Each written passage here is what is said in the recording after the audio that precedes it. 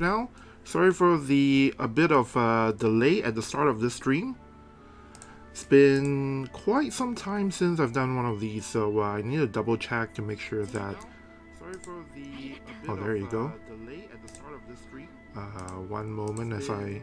Quite some time since I've done one of these, so I need to double check to make sure. Okay, sorry about the echo there. Like I said, it's been a while since I've done one of these streams, so kind of forgot how the flow was supposed to go, but I think I've got pretty much everything checked out and completed, and basically now we just have to wait. Let me turn off Elias' voice. We just have to wait for the stream to actually start, the JP official stream. Let's see, voices turn off. Alright. And let me just check out chat for a bit. Hey, Straylight, Vinju, Irvin, Trisha, Dozo, Carlos, Zelda. Wow, so many of you guys are here. Good to see you guys. I think it's... When was the last time I streamed? Because previous month in September, there was no official live stream. So I think it's like almost 2 months since I've done one of these live translation streams, right? Trisha Spencer asked, the Fire Warrior has been confirmed or no? So all we really have to go on is the, what do you call it? The another story character in part 3, chapter 2, I guess. But they never actually announced if that is going to be the next character to come out. So I don't know about that. You know what? Why don't we switch over to the stream view?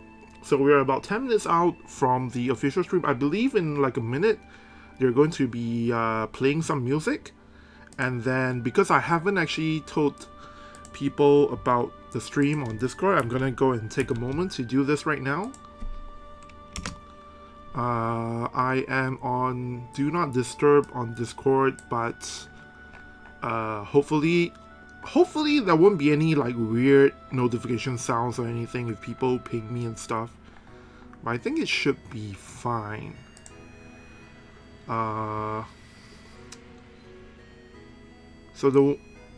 Okay, let's see here. Vinju asks, or rather Vinju says 4th anniversary collab, maybe FF14, maybe. Nah, FF14 is like, I mean, actually, you know what? Actually, you have a point. They could actually rerun FF14 this time around because it's been so long since we've had FF14 rerun and they still don't have their level 140 yet, right? And the thing is, the kind of funny thing is that this time they didn't actually even tease a collab. If they were gonna do a mainline Final Fantasy series collab, they would actually, I think, say something, you know, in the lead up prior to the stream. So there's actually a very good chance that we won't actually be getting a collab this time for 4th anniversary at least. Another interesting thing is, I think you guys can see it on the stream right now. The voice actress for Summer Helena is actually going to be on the stream. And she's kind of, I think this is the first time she's actually appeared in one of the World Division's official live streams. So normally we have the voice actor for Mont and Killfei. And then sometimes we have the voice actress for Little Leela, and I think Glassula. Glassula's voice actress also comes on quite a bit. But this is the first time we've had the voice actress for Summer Helena. I believe her name is something like... I don't remember her last name, but her first name is Emmy. So I think it's Brit Cutseller Emmy. It's like some really hard to pronounce surname. So maybe if anyone here knows what her name in English is, like maybe you can type in the chat, because her first or rather her surname or last name is like a very Western kind of last name. So it's kind of weird that it's not a Japanese last name. So I think she's like born overseas or something like that. Let me take a look at chat here. Straylight says maybe they'll do FF Tactics and Nier rerun perhaps. Trisha says, I thought all Helena's voice actress is one person. Okay, so what happened was for the older Helena that we had in the game up until Summer Helena's release, all of that was done by one person. But because when they released the summer unit for Helena, they want to make it like young Helena, right? And so they kind of thought that they would need a fresh voice to her. And so that's why they actually recast her, or rather, not really recast, but rather they just have somebody else take on the role of, the younger Helena. So moving forward, I don't know how it is, but as you guys have seen in the main story part 3, the older Helena actually appears quite a bit, right? And I think her lines are voiced. So clearly, moving forward, they don't intend to scrap the older voice actress, and they just have these two voice actresses playing the roles of the older and younger Helena, depending on what they need. Bad Gumi says Street Fighter collab. Okay, so I don't know if you guys know about this, but in the Visiport Discord server, I've been saying for a long time that a Street Fighter collab is going to come to War of the Visions. And my basis for that was actually like this, the posing that Hiroki and Justin was doing in some of their thumbnails for the global version live stream things on YouTube. And I thought it kind of looked like Hiroki was kind of doing like a real kind of pose, and then Justin was kind of flexing his muscles like Zangief. And so for the longest time, I've been saying, I've been telling everyone in Visiport, hey, Street Fighter collab is coming for sure. They're hinting it so hard. And every single time it's not the Street Fighter collab, I'm like doubling down, tripling down, quadrupling down. It will happen, you guys. I'm sure I'm sure they're going to give us a bunch of great Fist characters with the Street Fighter collab. So that's what that was all about. Straight Light says Parasite Eve will be nice too. Doodling digitally, thank you. Yeah, Sarah Emmy Brit card. Yeah. Okay, so so yeah, you can see why I'm confused, because the Japanese says Brit card Sarah Emmy, right? So I'm like, I thought the Brit card seller is like the whole Brit card seller part. I thought that's her surname, but it turns out, I guess Emmy is her first name, and then Sarah is her middle name, and so on and so forth. Okay, so we are like almost, let me just refresh this page. 5 minutes away, they should be playing some music here. The fact that they are not playing any music kind of troubles me, because it seems like they may be running behind as well. They've done that in the past. But I think at most, they've only delayed the stream by about 10 minutes. Usually because of like sound issues or whatever. And actually, I don't know if you guys know this, but in the past few JP official live streams, they've actually had quite a bit of technical difficulties as well with the stream blinking out and some other weird sound stuff. Let me go on to. So in the meantime, I'm just going to go around on Discord and, tell people that the stream has started, or rather my live translation stream has started, and that we are, pretty much 5 minutes away from the start of the official 4th anniversary War of the Visions JP live stream. How's everyone doing? Have you guys been saving up for 4th anniversary? Because I think we are pretty much going to be getting all of these stuff probably at the same time as JP, which means as soon as next week, as soon as next Wednesday rolls around, most of these stuff will start coming. Oh, there you go, the music is up. So let me go ahead and turn off the game audio.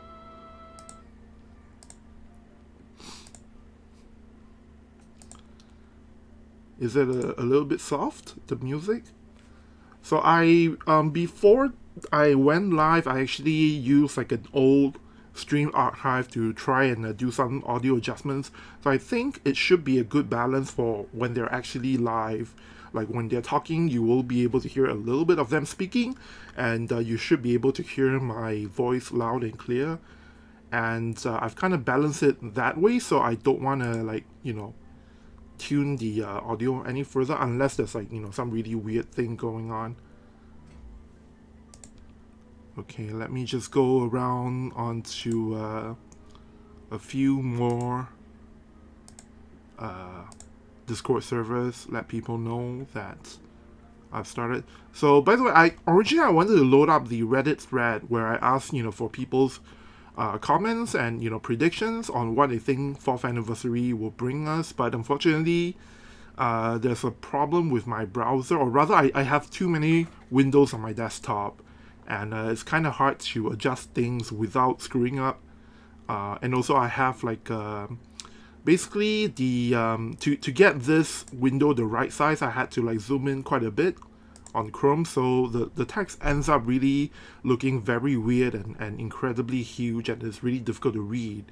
So I don't have that loaded up at the moment, but we can talk about what you guys think 4th anniversary is going to bring us as soon as they announce it in 5 minutes time. So just give me one moment, I'll take a look at chat real quick, but kind of want to look at kind of need to copy paste some stuff in Discord, so I'll be right back. Okay, but yeah, let me know how is your visual situation going on, because I know there's been there's been non-stop there's been a lot of things coming out in global version. And actually at this point, so I know I'm definitely going to pull for the Halloween vision card, the new one that gives you luck 42%, but I'm not going to actually pull for it until I've seen what they announced for 4th anniversary, just in case I might need that extra visual saved up for something else altogether. I think I need to for some reason I can't find the correct Discord server that I usually go to. Oh, there we go. Okay, let's see here. Livestream and videos.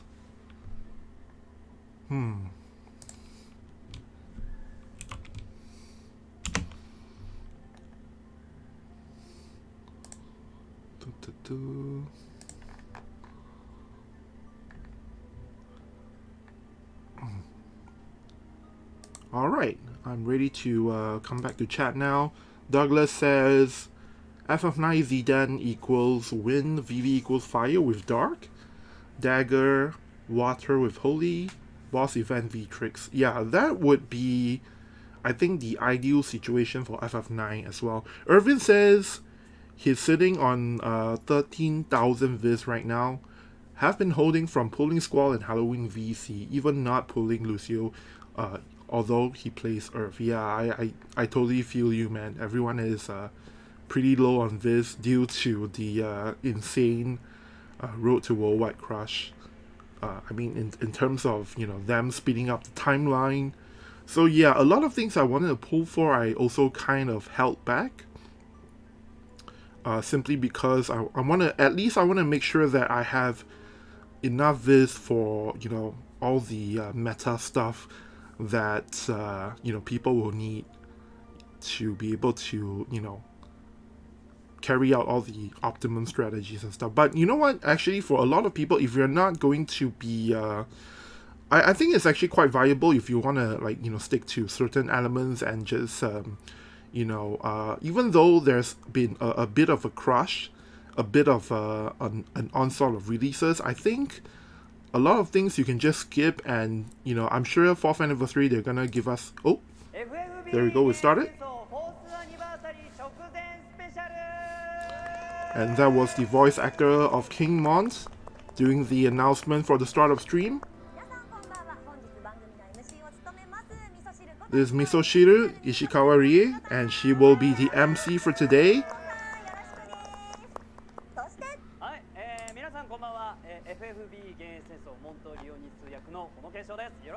And like I said, this is the voice actor for Mont, Ono Kensho.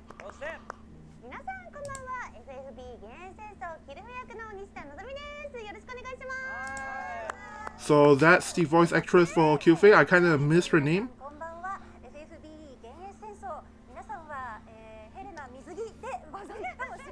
And as you guys can see here, Emmy Sarah Brickcut, voice actress for Summer Helena. I need to turn up the volume a little bit so that I can hear them clearer.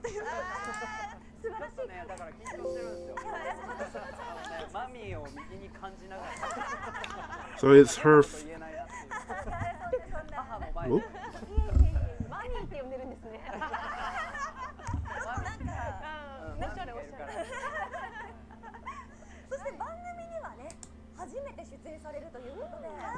So they're talking about.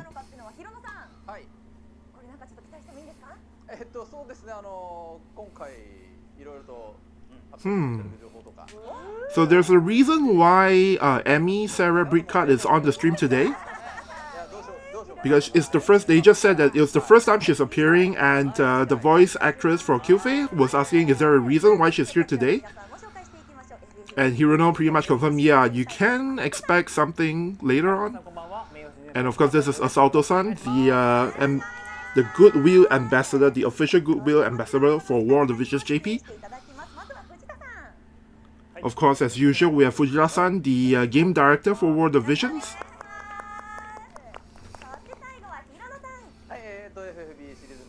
And you guys know who this guy is, right? It's Hirono, everyone. 4 years. We're already at the 4th year mark for War of the Visions. Time really flies. Everyone, how have you guys been these past 4 years? A lot of changes.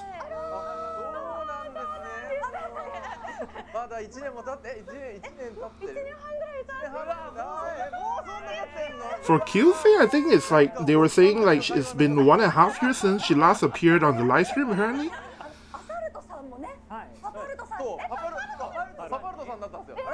And Asato-san as well, he's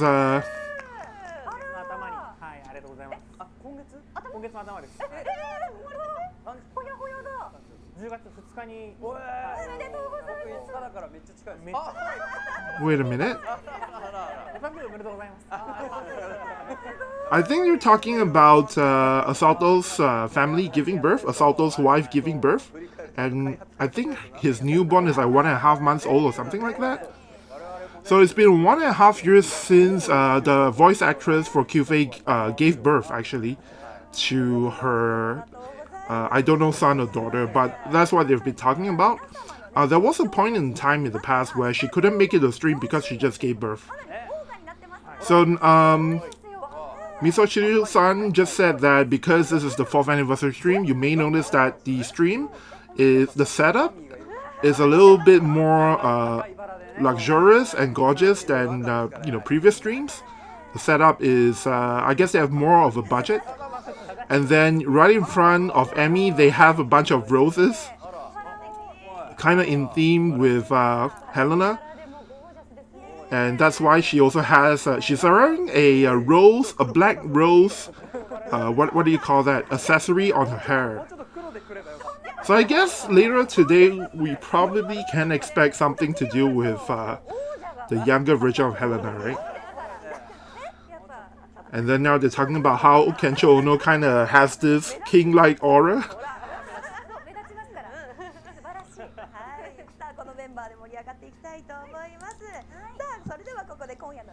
So now they're going to go into the lineup for tonight. Straight away, number 1 item is 4th anniversary collab information. Wonder what kind of collab is coming this time around. And then next up, number 2 is a 4th anniversary related campaigns and information. And then number 3, part 3 is the latest update information, and the final part is a special corner for the stream this time around. They didn't really explain what that is, but it should be something to do with Hirono, I think. So anyway, we're going to go straight into the first item for tonight.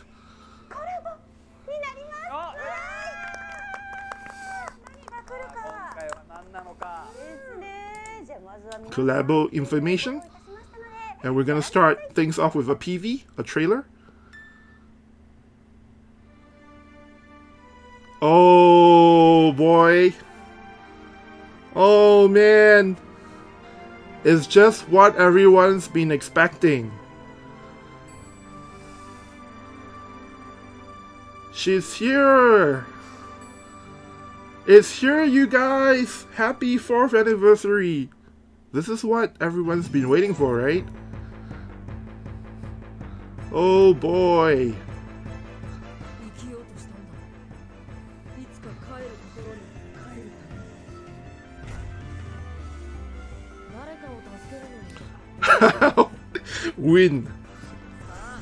Win element Zidane. Yeah, like nobody predicted that.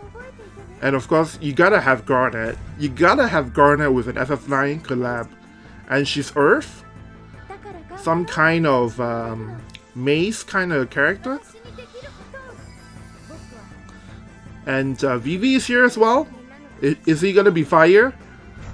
Is he gonna be fire element?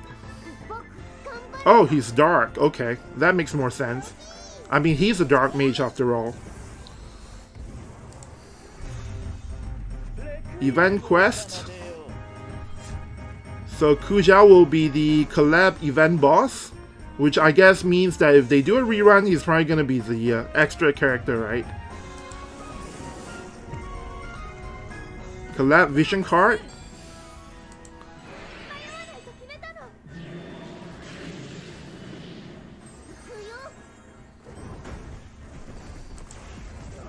Wow.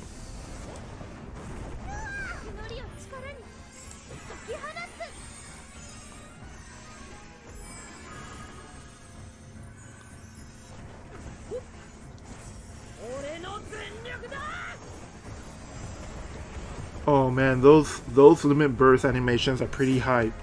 Not gonna lie. And of course they will start on November 1st.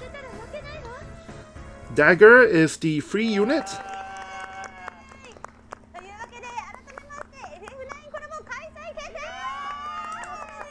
FF9 collab is here, you guys. Estil Hawk asked now which one is free. So I think when you commented it, it hasn't been reviewed yet. But oh,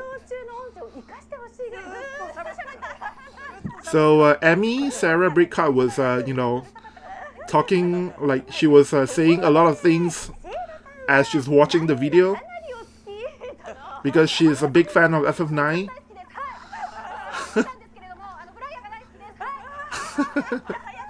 As you guys can probably tell, she is a huge nerd for FF9.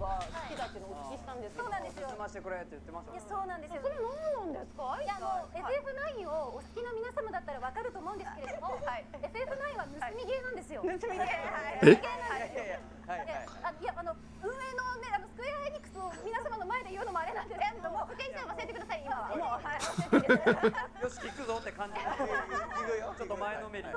So, Emmy, Sarah Brickcard is kind of just fangirling in front of Hirano right now.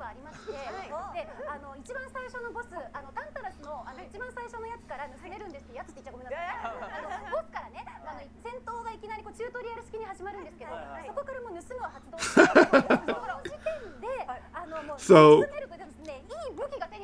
part of the reason why she's such a huge fan of FF9 is because FF9 is a game where you get to steal a lot.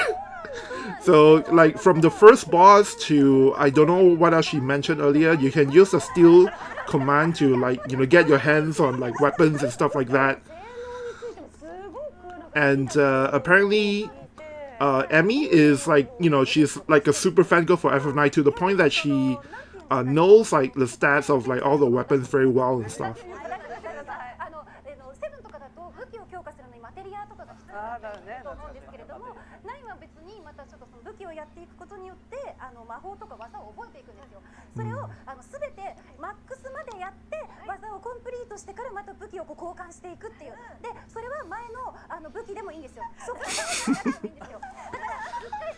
You can tell by the speed that she's speaking that she's like a huge fangirl of FF9.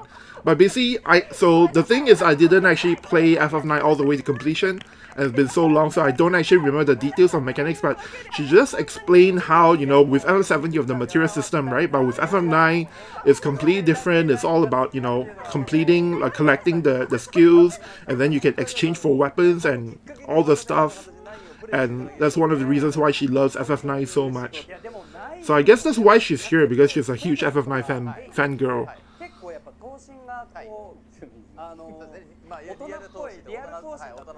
So Kensho Ono is adding now that, so you know how FF7 is all like, you know, the characters are all like adult, like the design is more adult-like, but with FF9 it's kind of going back to the more, you know, chibi style.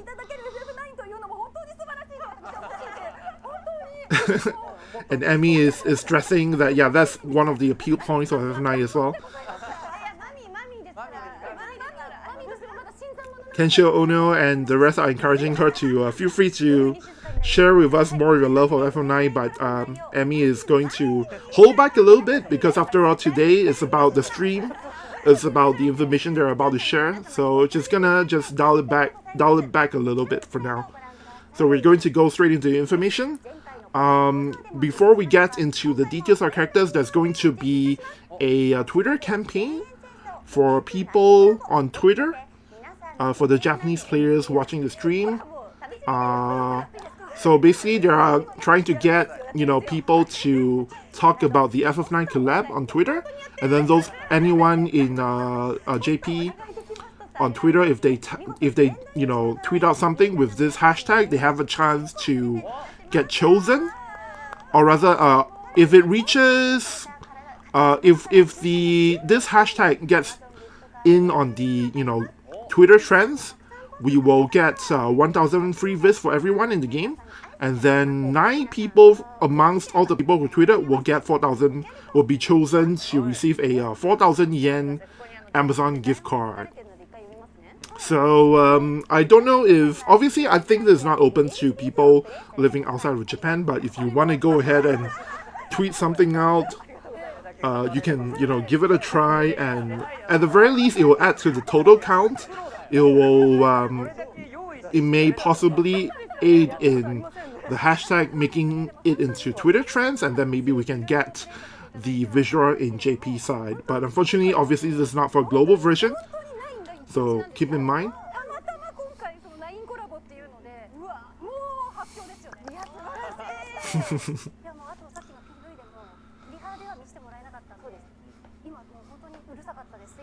So Emmy is now saying that during the rehearsal they couldn't watch the trailer, so she wasn't able to say anything, but now that she has watched the trailer, she's so excited.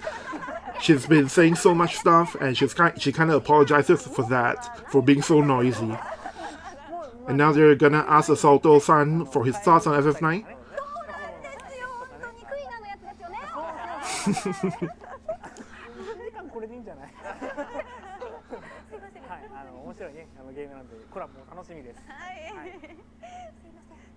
So Asalto-san just said that she's looking forward very much to the FF9 collab.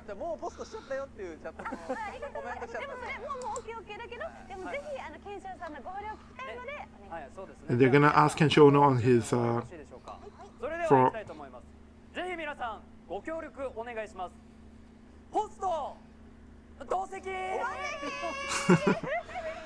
so they just asked Kensho Ono to do a stone throw gag to encourage people to post on Twitter. It's kind of hard to explain the joke, but please go ahead and throw all your stones on Twitter. With the 4th anniversary, you know, being, you know, FF9 collab, yeah, it may take up to a month for it to come to global, so I'm not too confident on whether or not we'll be getting this on November 1st in global as well, but I guess we'll have to wait and see on Monday what they announce for the global version. But as you can see here, there's going to be 3 characters and 2 vision cards. Both of them are cost 60, which means that you know for sure that they are weapon-based vision cards. Cost 100 Zidane, cost 100 VV, cost 90 Garnet. Or Dagger, I guess. So this time around, the free unit is cost 90, but there are 2 cost 100 characters. Oh my goodness. 2 cost 100 characters, you guys. And you know, VV being a dark unit means that if you wanna make a dark team, chances are he's gonna be really good for the dark element, right?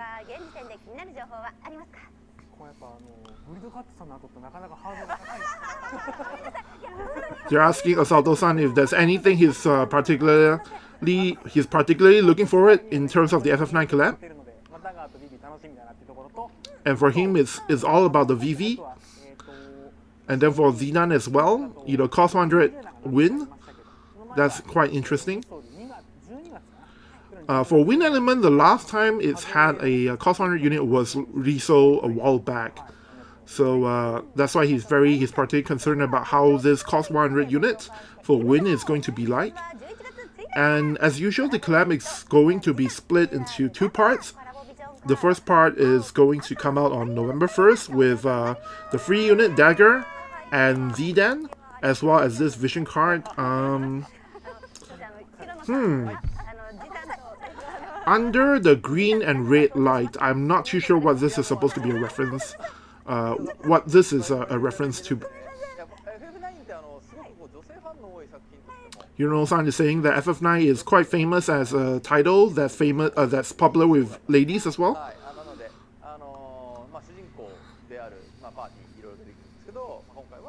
And you have many characters in your party, but this time they've chosen Zidan and Dagger.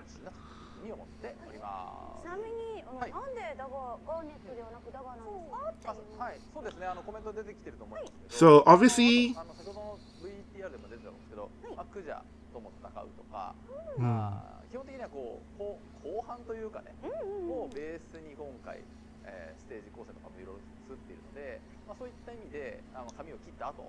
so there's a reason why she's called Dagger here instead of Garnet, and the reason is because the collab in general is themed after the is based on the latter half of FF9. That's why you see Dagger is appearing with short hair here, and you're using the name Dagger instead of Garnet. So we're gonna go into the character description now, starting with Zidan, cost 100 units, win. Sub jobs are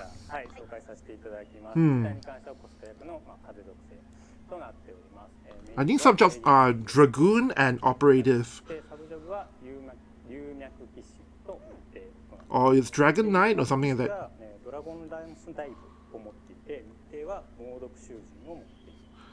So he has Dragon Dive Lance from Dragoon, and then the Operative, I'm not sure what that skill is. But the Limit Burst, 3 turn physical damage up for himself, and then damage L to the target, and 3 turn consumption AP down for himself. So seems like a pretty, it's one of those low AP limit bursts, I guess. But Zidan has 3 new elements designed for the character. The limit burst is kind of not that great, but you know, we'll see now what he's really about.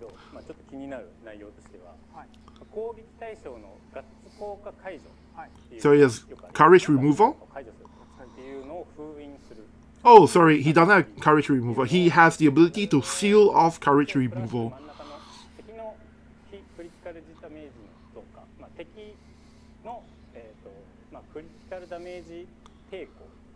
Wow. Critical rate resist.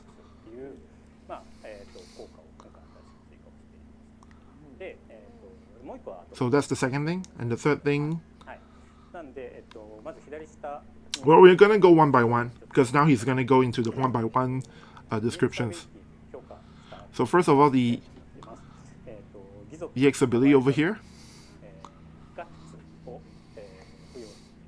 So this is a courage skill, and gives him AP recovery.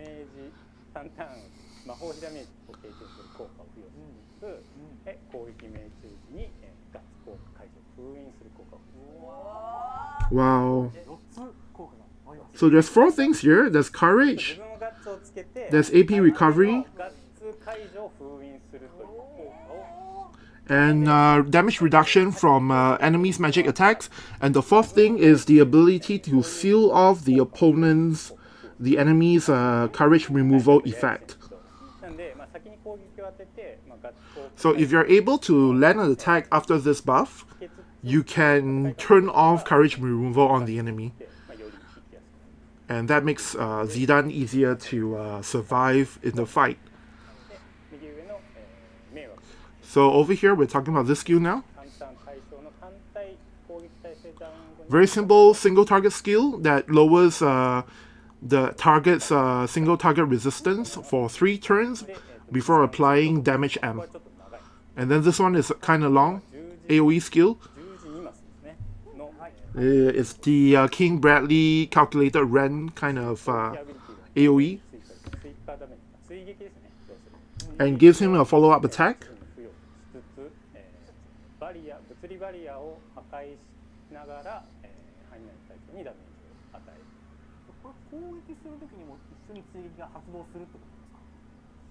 So this skill will give Zidane a 3-turn follow-up attack, and it will also break the enemy's barrier before physical barrier. It will break physical barrier before applying damage M and a 3-turn healing ability down.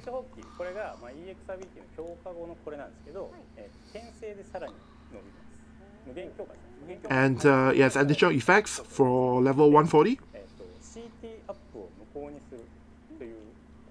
Will also give the enemy the target CT up negate, meaning the ability to negate them getting CT up.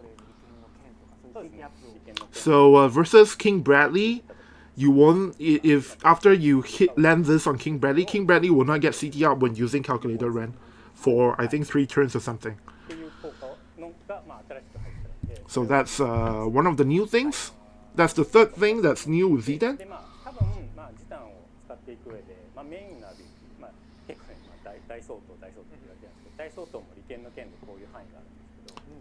He's saying now that calculated Ren from King Bradley is the same AoE, the same AoE range.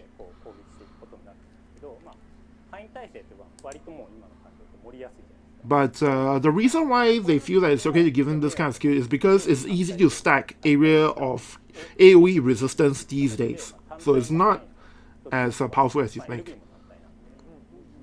And that's why his limit burst is single target, because that will cover the situations where, you know, if people are stacking AoE resistance against you, then you have single target attacks that will be able to damage them pretty well still. And of course he has the standard, he has quite a bit of defense penetration. They're still adjusting it. He has side buffs, ally buffs as well. He's talking about things that are not listed here, by the way. So you don't see like an ally buff here, but he has one of those cross-shaped, plus-sign shaped ally buffs as well. But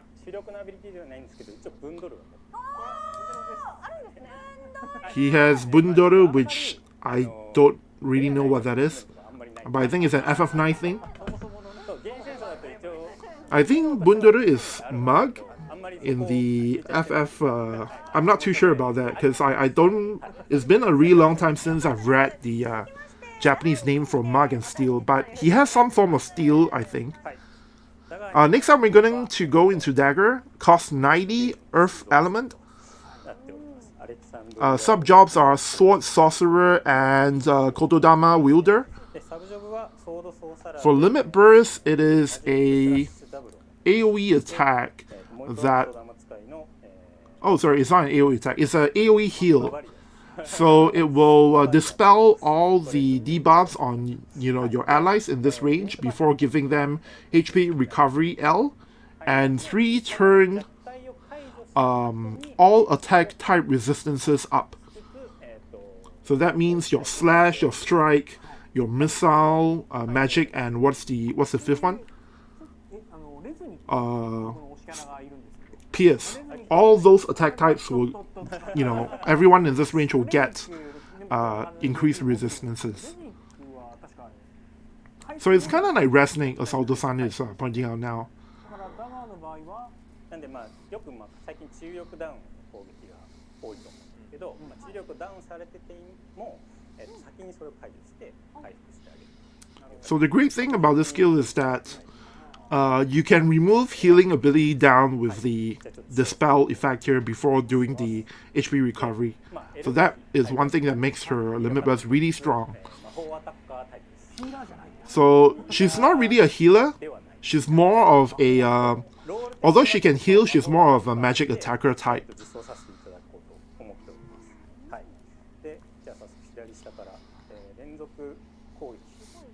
And she has the two skills in one kind of thing, which Soul and Faris have as well. The first one here is Dark Mega Flare into this is, I think, Cura. I think it's called Cura in Global. This is an elementless attack that does 2 hits of elementless mag base damage L, and gives them 3 turn spirit penetration down on the targets. And then the second part of the skill is Cura, which is HP recovery small for all the targets in this range. So it's 2 different ranges, right? So the first part will come out and hit the enemies first, and then the second part, if let's say your allies are behind Gauntlet, obviously the Cura range will be different from the attack range.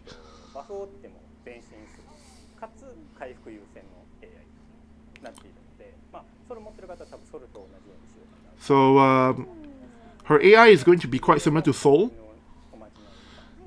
And next up, we have this skill here. This is a single target attack. No, this is a buff.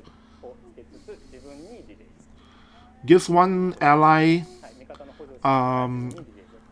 AoE resistance up and shell, and it also gives dagger re-raise.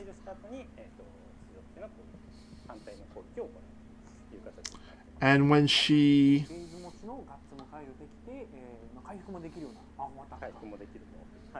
I think I'm missing one thing.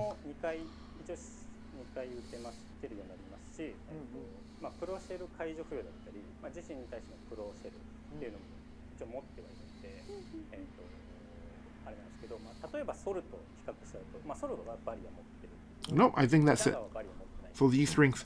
So Dagger does not have barrier, whereas Soul has barrier, right? But so in return, Dagger has re-raise, whereas Soul doesn't. So that's kind of the, if you want to compare these two characters, that's the kind of difference between them. And then also, Dagger has more, healing capabilities. So it's easier for her to use the healing stuff. And now QV's voice actress is asking, what happens if you pair Dagger with Soul at the same time?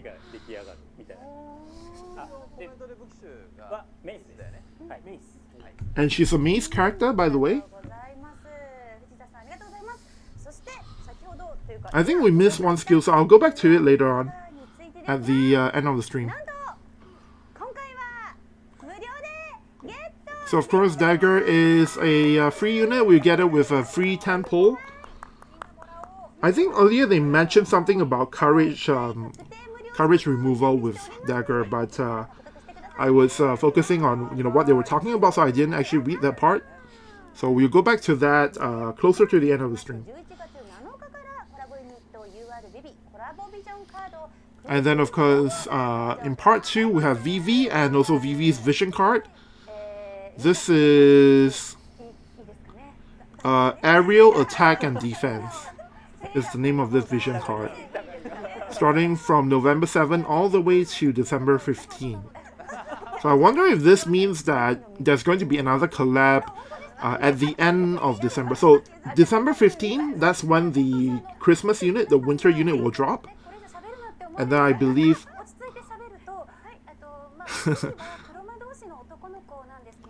So Amy here introducing what VV, who VV is.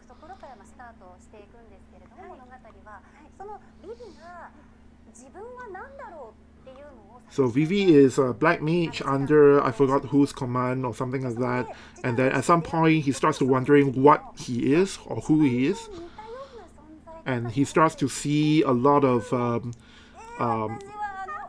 people, presence that look exactly like him, and that's when you reach like it's a part where Amy herself actually cried quite a bit as well.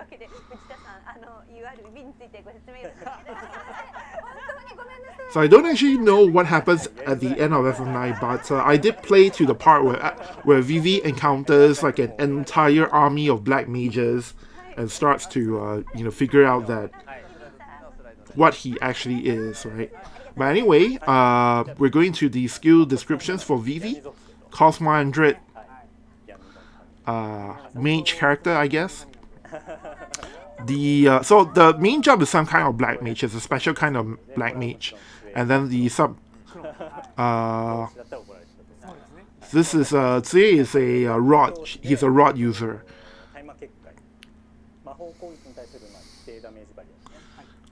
Doomsday is the name of his limit burst. So he has fast cast as well, by the way, from the sub-job here, and he also has Raid Mage. Raid Mage and something here. I don't remember the translation for this. But his limit burst, Doomsday, is AoE attack. 3 turn magic damage increase for himself first before applying mag base damage L to the targets, and there is a chance to land stun on the enemy. So the limit burst will have an increased rate to stun enemies. So there's more about him. There's something Fujita-sama wants to introduce that's quite cool about Vivi, but he'll go one by one.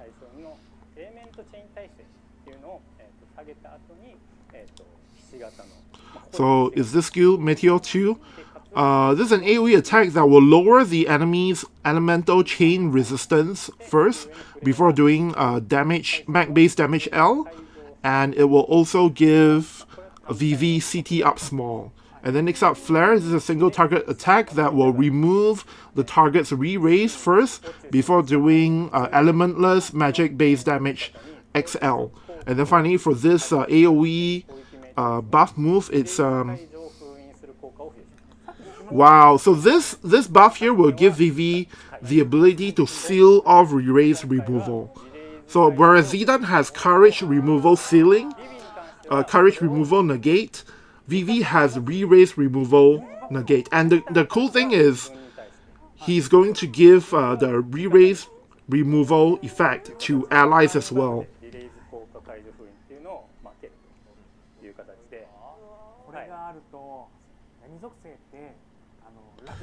So there's 3 effects on this move. The first is that he's going to give everyone in the AoE range protect. And then the second part is he's going to give everyone in this AoE range the ability to negate re-raise removal. And the third effect for Vivi only is that he will get magic attack resistance penetration up.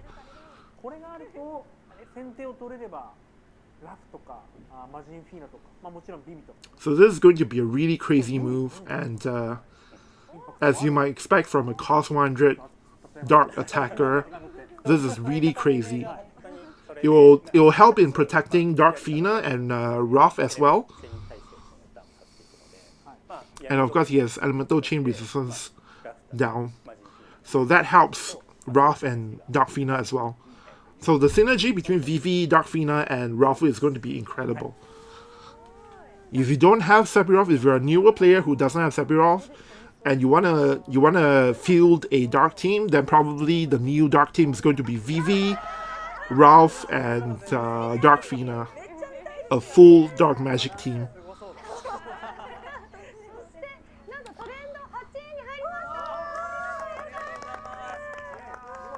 And they just announced that the hashtag for the FF9 collab has ranked in to the trends on Twitter. So everyone in the JP version is going to get 1,000 free viz. They also asked if he is on the Greater Demon visa. I'll have to check later, but they did say that he is a rod user. So I think he's part of the rod black mage list, but we check at the end of the stream.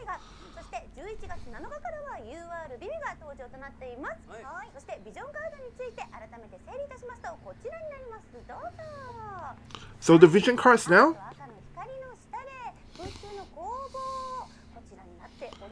Under the red and green light, and then this one is aerial, attack, and defense. Oh. So with regards to Holo Vision, he'll explain it later on, but he's going to talk about the vision cards first. So both of them are weapon-based vision card.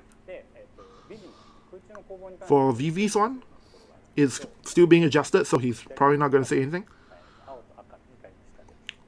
But for this one over here on the left, dagger, mace, is for dagger and mace users and probably some other stuff. Effects-wise, it will get elemental chain resistance and critical...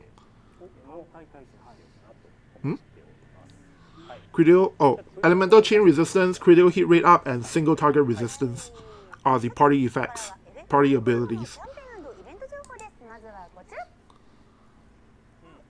They're going really fast right now, which I think means there's going to be a lot of stuff coming up later on the stream.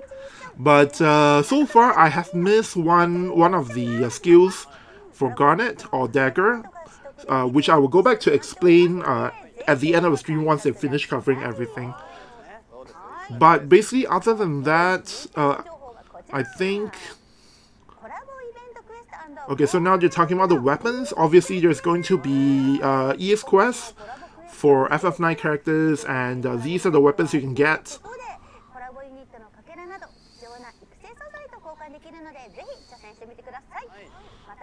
There's nothing here that seems to be any kind of new information. It's the standard flow for getting the weapons. Cat's hand racket. Some kind of tennis racket? I don't know, but sorry, I didn't really play FF9 to completion, so I don't recognize these weapons at all. But this is Mage Masher, and this is Cat's Hand Racket.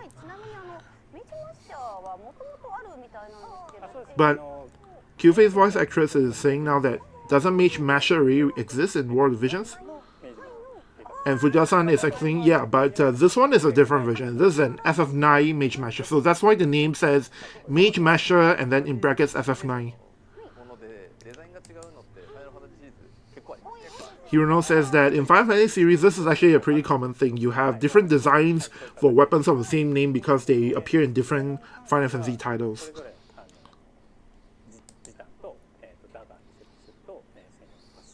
They have exclusive passes for Zidane and Dagger.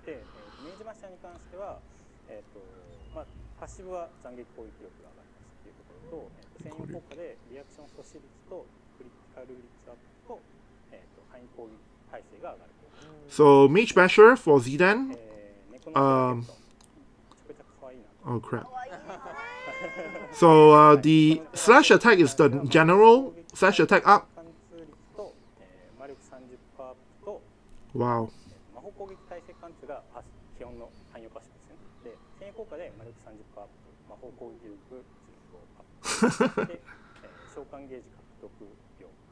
Okay, so sorry, because he's saying all these at once, I didn't write it down. But I'll try to remember what he said. Zidane, the general effect for Mage Masher is slash attack up, and then the exclusive passives are reaction block, and area resistance, and the third one is I think critical hit rate up. And then for Dagger's weapon, I will have to get back to it because I don't remember exactly what he said. One of the things is MAG up 30%, and then there's a bunch of other stuff that I'll come back to again later on. And for VV, of course, you know, there's going to be a weapon for him as well. Also has exclusive stuff for VV only. But because it's being adjusted at the moment, he's not going to announce them today.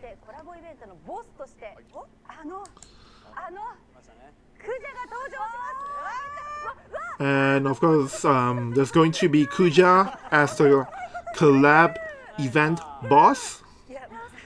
He looks quite a bit different from how I remember him. Like, the art style is very unique, right? The World of Visions version of FF9 Kuja.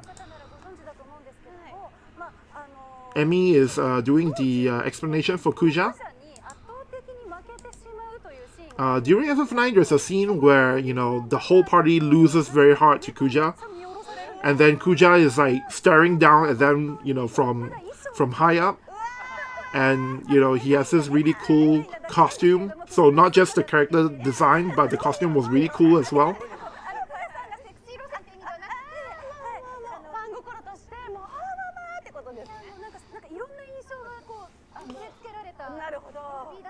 And apparently he has a few costumes in the game during the cutscenes and stuff. I'm not too sure about that.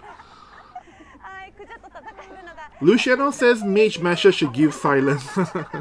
That's actually a really good point. But hey, you don't need to silence the mages if you're going to kill them straight out, right?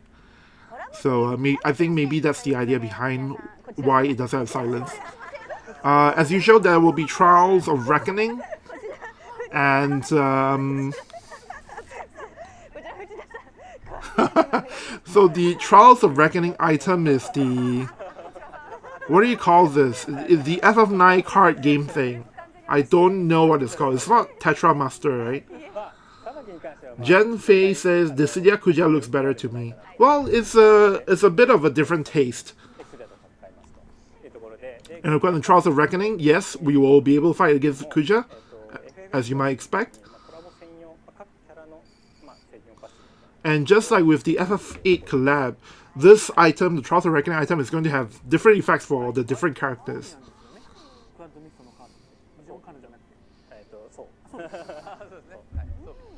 And it's an accessory, by the way.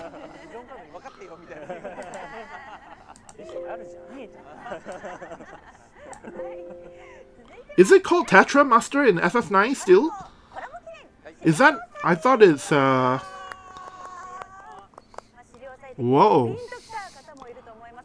This is a... This is the first time we're seeing something like this. It's a special quest. It's called Hunting Festival. And... oh no, I think we had it once with the Dragon Quest collab before, but basically you're supposed to hunt and kill as many enemies as possible. Oh, this is something that came from the FF9 game itself, apparently. So that's why I don't know about it.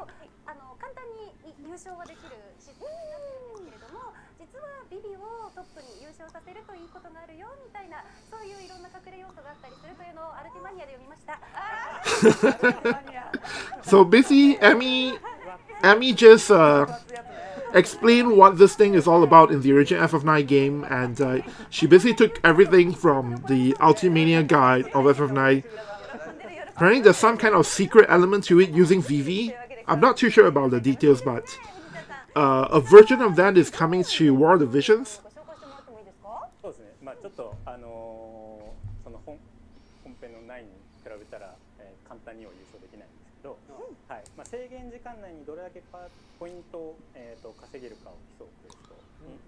But basically, for this quest in World of Visions, you compete for points based on how many enemies you can take down within the time limit.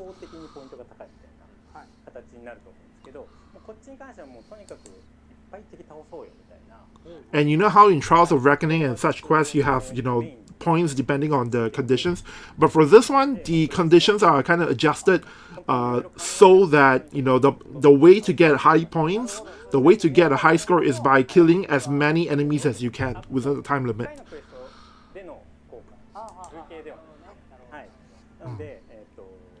And the high score leaderboard is for how high you can get the score in one attempt.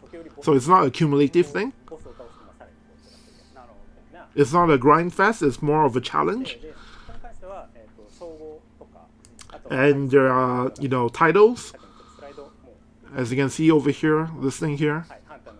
Limited title for this quest only. For the leaderboards.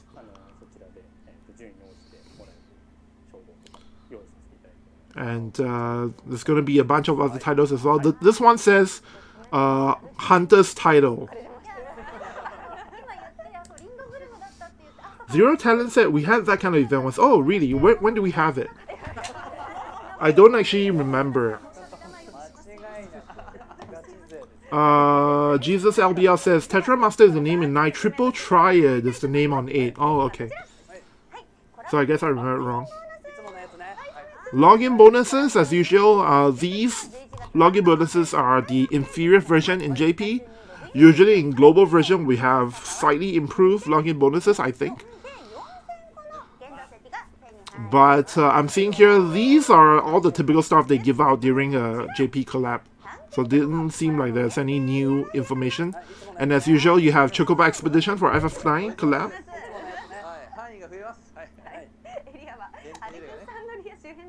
Robotaku says leaderboard cheater. But by the way, recently in JP there was a cheater on the leaderboard, and they straight away banned the guy, and they cancelled the rankings and gave everyone 2,000 vids instead.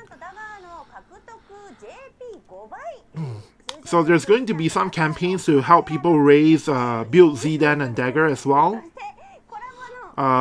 These seem like all the typical stuff. This is the Road to Worldwide campaign. The Road to Worldwide. You know what I'm talking about, right? The always have the shots for sale on the shop, which we call it the global version Road to Worldwide campaign. And then this is JP 5 times. And this is JP and EXP 2 times for collab event quest. Wait, what's the difference between the first and the third one? I don't actually know. But the important thing is to remember there's a Road to Worldwide campaign for these guys. And then there's all these other campaigns as well. I'm not going to translate every single one of them. The important part is that there's half-time barracks time reduction for these units.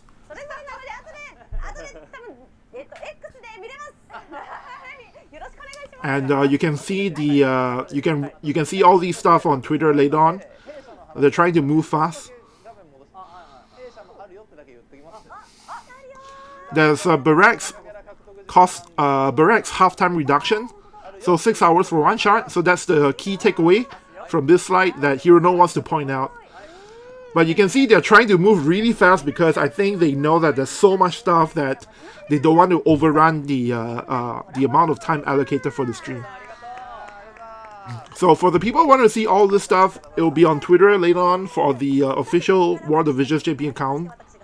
But the important takeaway is that there will be Barracks halftime thing for JP. I don't know if it will come to global, but it better come to global Hiroki. Wait, what's Hiroki? Why isn't he on this stream, by the way? But in any case, they're moving on to the next section. It's it seems like it's the usual Hirono BS again. I kind of miss out on what the name of this corner is, but I can tell from the vibe alone that it's Hirono BS time.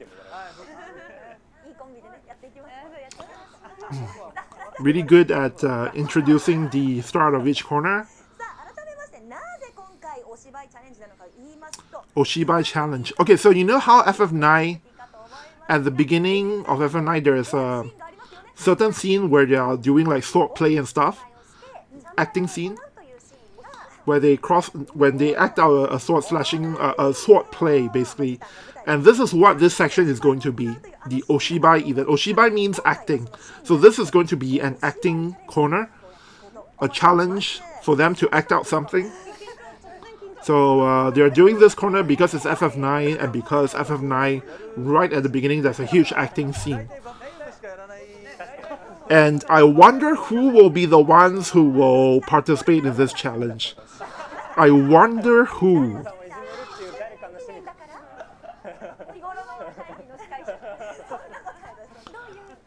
Syed says, Ralph is just a tank with utilities for Duck to deal damage stronger. Vivi is a new addition damage dealer, so it's cool.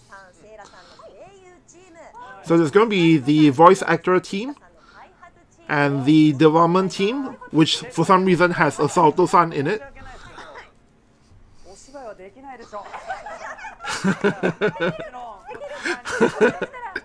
Kensho Ono is like saying, hey, these guys can't act, right? You guys have to know that these guys can't act. So obviously there's a huge advantage for the voice actors team because, well, they're voice actors, they're used to acting. But they're pointing out that, hey, this is they're going to be acting out a sword fighting scene anyway, so it's not going to be that disadvantageous. So there's going to be 5 different categories for the acting challenge.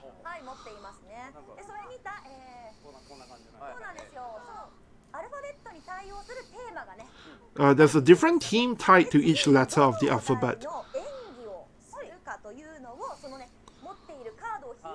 And what each person will act out will depend on the letter that they got from the card.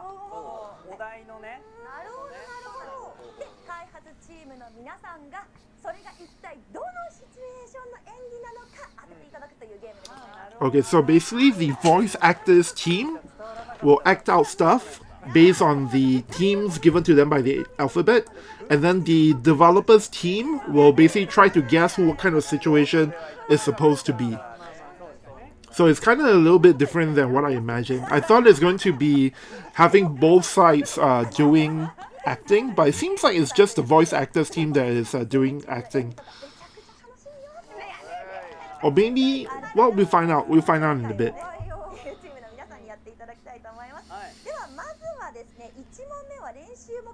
So you're gonna do a practice run first, so that people are familiar with the rules. So Kensho is going to be the representative for the practice run.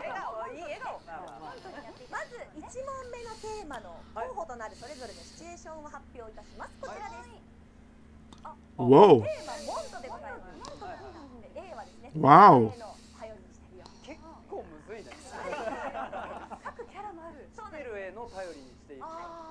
Wow.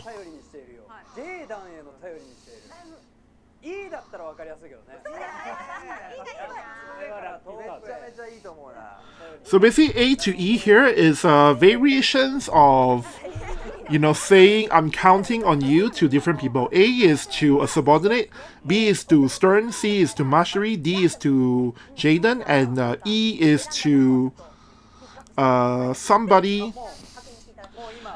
E is, to say I'm counting on you when you are being on top of a mountain, saying to somebody very far away from you. And the team is Mont. So basically he has to act out Mont saying I'm counting on you to these people. And it seems like the card that he's drawn is C.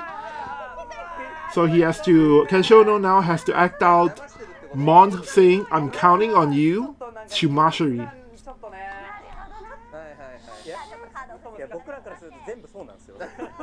And basically the developers team, they have to guess who Mont is going to be saying this to, who the which one Mont is saying to, basically.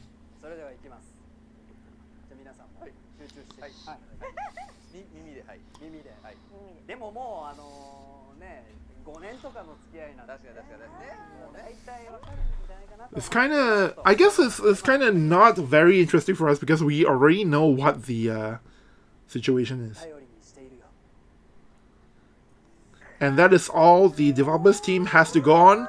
Just based on that one line alone, they have to guess who Mont is saying this line to.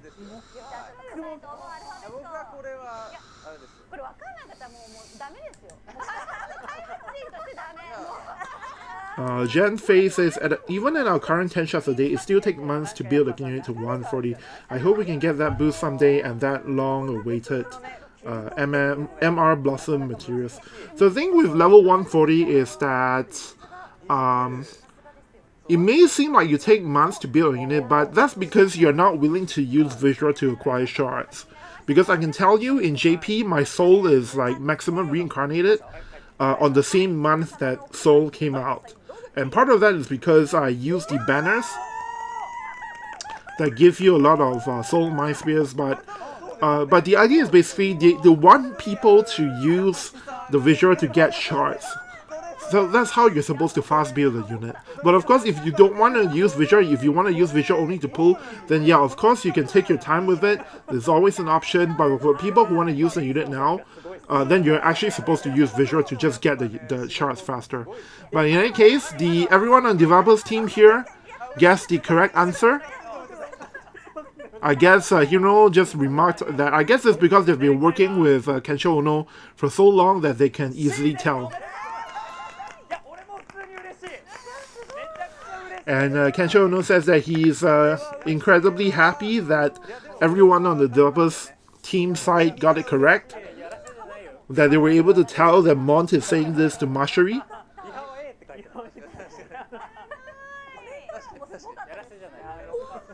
Genfei clarifies that definitely I'm speaking as pure free-to-play. Yeah, okay, so if you're talking about from a free-to-play perspective, definitely.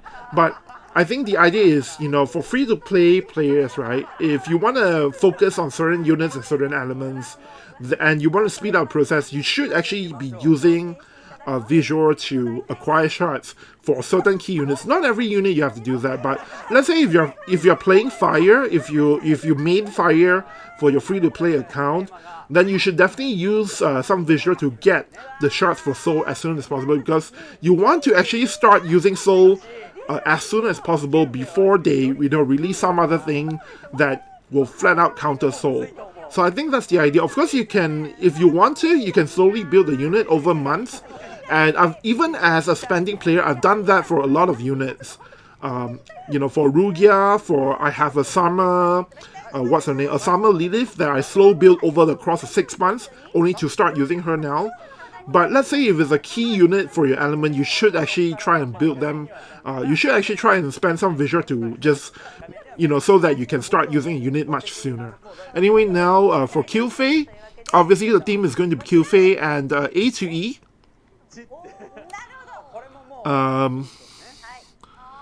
So the line that she's going to say is, I'm going to leave the rest to you. And A, B, C, D, actually, should I actually be explaining who A, B, C, D, E are? So that you guys can guess?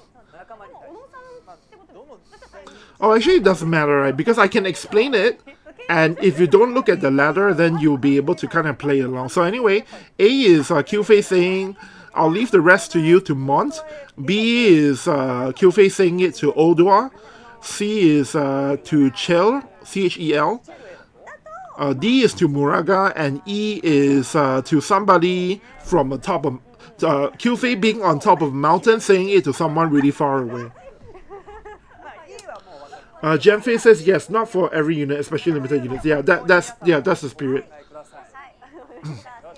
Sean S says pulling on banner is okay, pulling off banner is awful. Yeah, I definitely get what you mean, especially with the let's hear this first. Wow, that's really hard. I didn't see the ladder. I don't know if they revealed it, but I can't really tell who Kyufei is saying that line to. It's definitely not Muraga. I don't think it's Muraga. I think it's Chel, right? It sounds like she's saying it to Chel. Did anyone see the ladder? Did they actually show us the ladder earlier, or did I miss it? Tarek Sal says, when are we getting near and Persona 1 for this? Maybe at the end of the year? Nobody really knows at the moment. Bat Gumi says, December 1, FF9 Global. That is probably going to be the case. But I guess we should wait for the announcement on Monday to see what the next unit is coming out next Wednesday.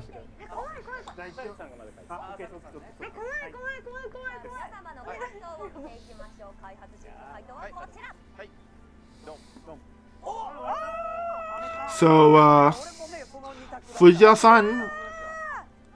Fujita-san guessed that it's B, which is Odua.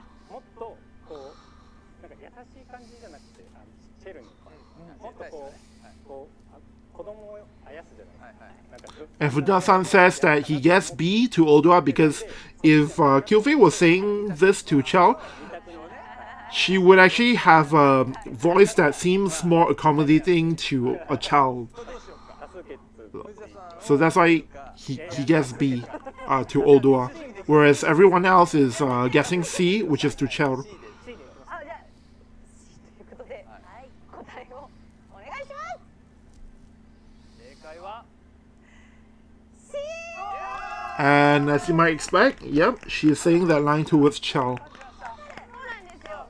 で、私なんかチェルちゃんにいつもおしゃべりするときに、なんかチェルみたいな感じにしてたら、ちょっと甘すぎるので、キルフェがもうちょっとチェルにも来るで。Andダメ出しをいただいて、もうなんか。And Kyufei says that every single time when she's recording lines towards Chell, she actually tried to take a more a tone that's more towards a sweeter tone, more towards towards children, and the people at Square Enix told her to not do that because it seemed kind of too weird. So that's why she dials it back when speaking to Chao as Kyufei. And the third part of the challenge is going to be from Amy Sarah Brickut, and her theme is obviously going to be Helena. So she's going to say a line as Helena towards these 5 characters, or rather in these 5 situations. Situation A is saying it to... who's Mavia? I don't know who Mavia is, but...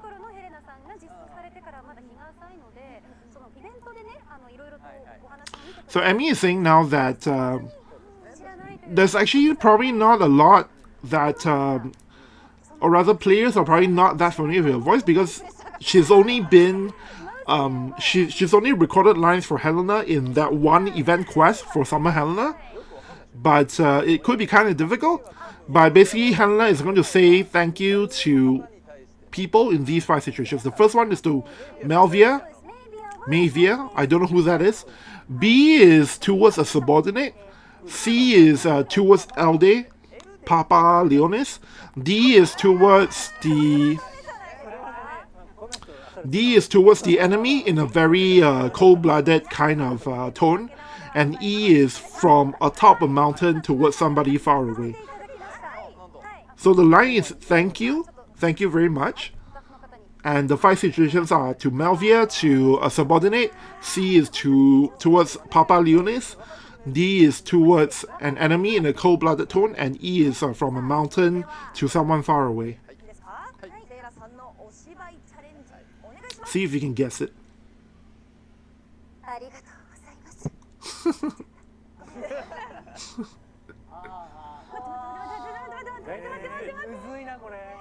Wow, this is really difficult.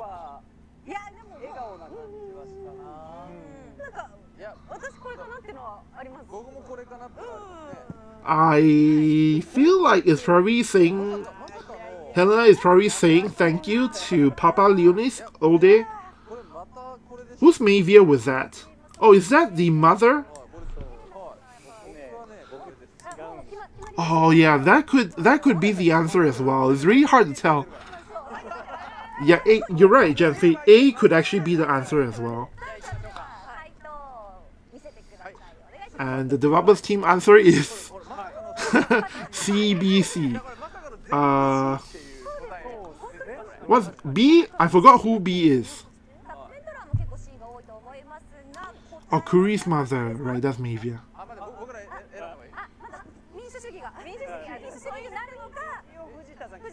So they're going to pick one answer for the 3 of them.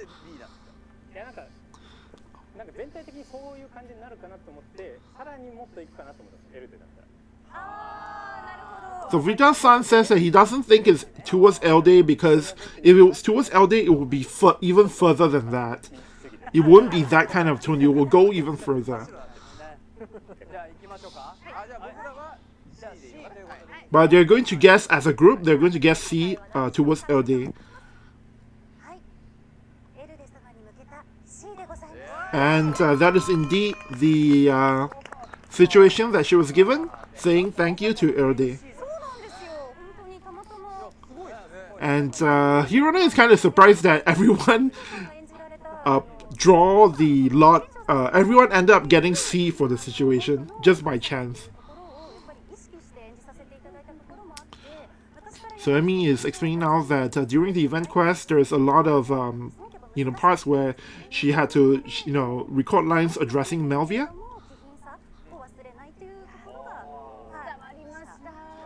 And basically it's notes on Helena's acting, so I'm not gonna go into that. Seems like Fujita-san got the second and third part wrong, so I guess it's a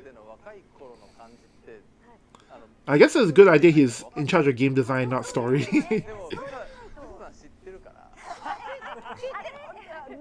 But he's kind of making an excuse for Fujita-san now.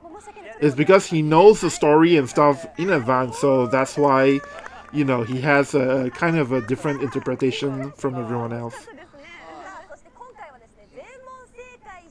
And because they're going to treat this as all the answers were correctly answered by the developers team, so all the players are going to be getting these rewards, antlers for UR all the way up to SR, as well as a bunch of scrolls here.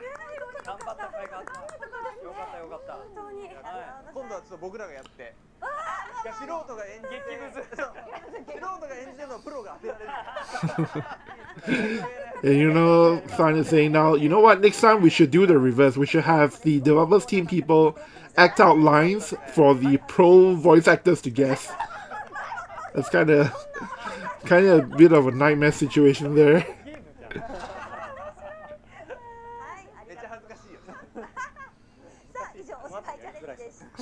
Pope Jules 12 says the only new update or mechanism is Holo VC. Well, we don't know about that. They haven't actually got into the details on that yet. That is going to be covered in a later section on the stream. So now they're going to go into the 4th anniversary information for War Divisions. So things like campaign and stuff like that. Possibly QOL stuff, quality of life stuff.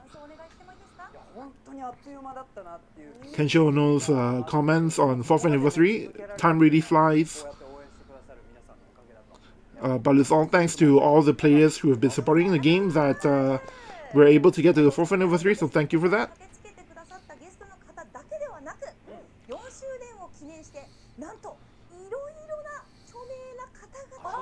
So, although this time it's only these voice actors on the stream, they are going to, since it's the 4th anniversary, they're going to have a video from a bunch of people. This is the voice actor for Stern.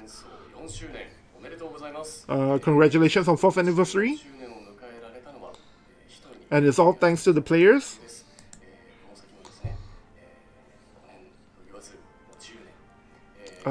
So of course we're looking for the 5th anniversary, 10th anniversary. As someone who plays the role of Stern, he asked for the players' continued support. That's all from him, the Stern voice actor. This is Lynn, who is the voice actress from Mastery. 4th anniversary, congratulations. And herself as well, she's playing it, or rather, she's thanking everyone for playing it on a daily basis.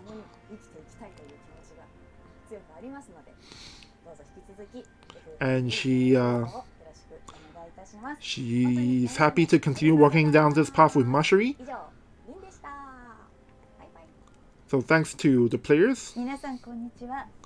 This is the adult Helena, or rather the mature Helena voice actress. Congratulations on 4th anniversary.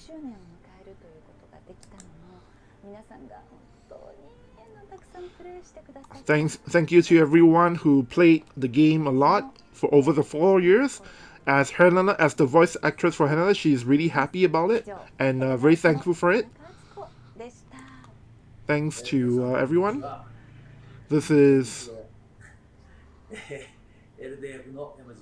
Oh! So this is the voice actor for LD, Papa Leonis. 4th anniversary, congratulations.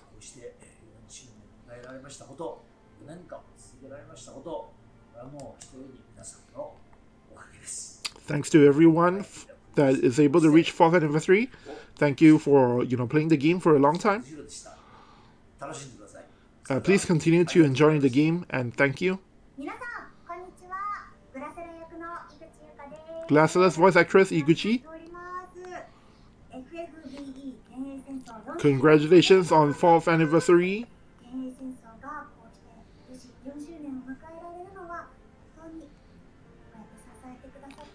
It's really all thanks to the players' support that the game can reach 4th anniversary, so thank you for that. And she hopes to continue to she hopes that the players will continue to love the game.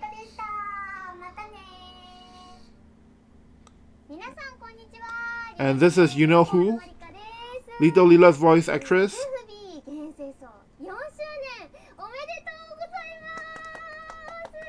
4th anniversary, congratulations.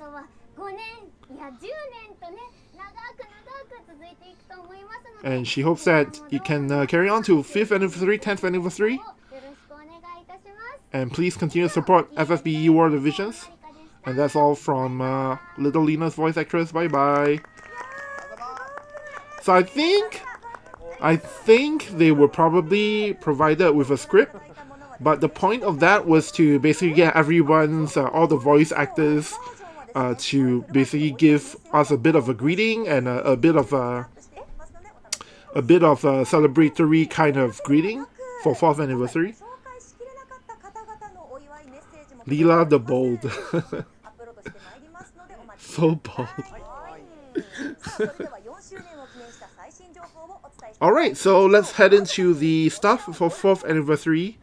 Starting with the key visual. Holy cow. Wait a minute. I thought for a moment this is Mont, but this is totally not Mont. I thought this was Mashiri, but this is totally not Mashiri. And what the heck is this? Who's that on the right?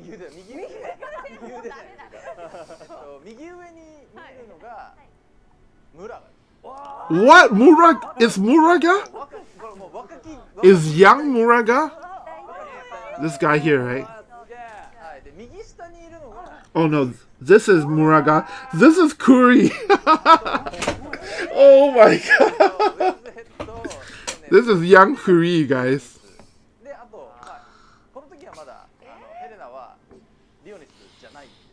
So at this point, Helena is not in Leonis yet. So I guess we're taking a dive in the past, in the history for 4th anniversary. Hey, this is totally not Mont, and that is totally not Mashiri. Gemfei is asking, where's young Rob?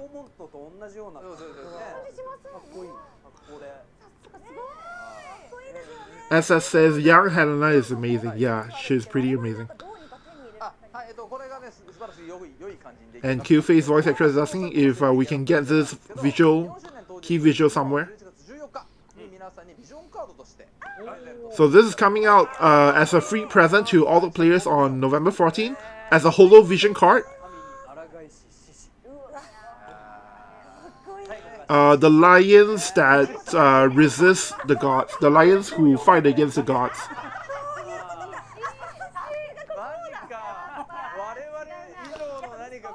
That's the name of the vision card. The lion or the lions who resist the gods. Something like that. There's no singular or plural things in Japanese, so I don't know if it's singular or plural.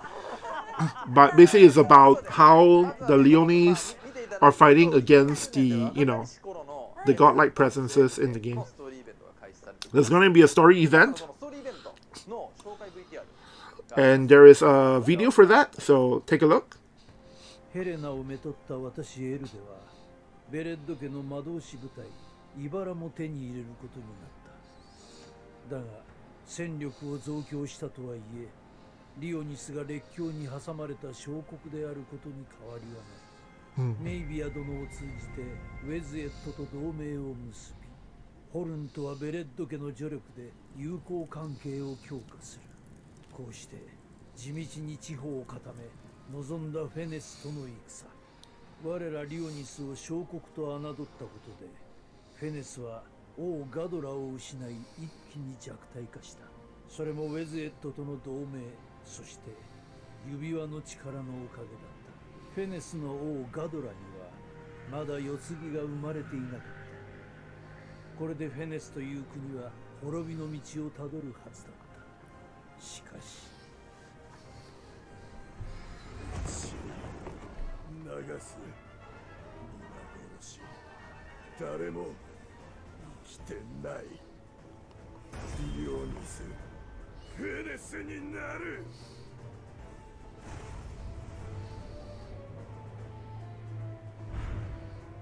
Okay, so I'm going to summarize what was covered in the trailer.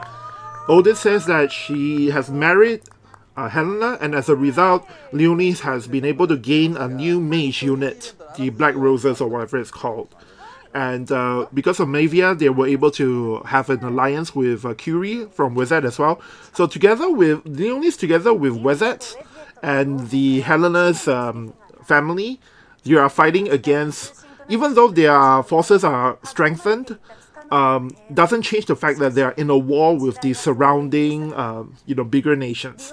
So this is a story about how they're fighting against Fenis, and then apparently they beat the king of Fenis at the time, who is, I don't know if they put the name here, I think it's Gadora or something like that. So Gadora dies, and then as a result, on the Fenis side, Muraga is, emerging as the next king of Fenis, and this is a story about them fighting.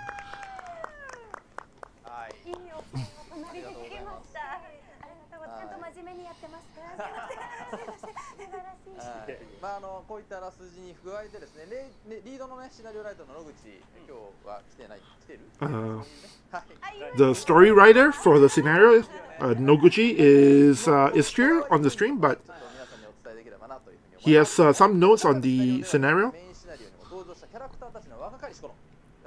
So in this event, you can see the young versions of a lot of characters who came out in the main story. So please look forward to seeing the illustrations in the game as well. And as for the title,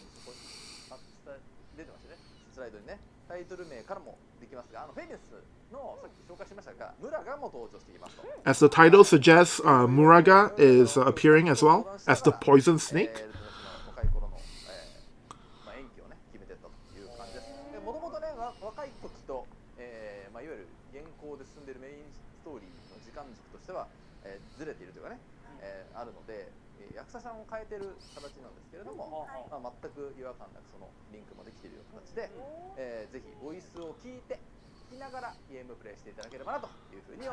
So please look forward to it. Although it is an event quest, obviously, it has to deal with things, that are related to main story as well. And these are all the characters that appear in the event quest. Young Stern, young Glassela, young Mont. Oh, there's young O as well. Wow, look at O. Obviously in Melvia, there's young Kuri, young Helena, young Muraga. This is O. I can't believe this is young O. He looks completely different. Right? Holy cow. He looks way different. Now I wonder if this means that they will eventually release some of these characters as cost 70 or cost 100 or whatever.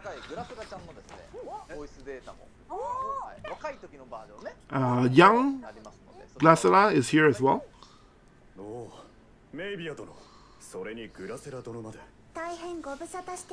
That's the voice of young Glassela. 1年ほど前にご挨拶させていただいた際、私のことはグラセラとお呼びくださるようお願いしたはずです。おお、そうであったな。よく来てくれたな、グラセラ。Young Glassela is so cute. Oh my gosh. 年なんか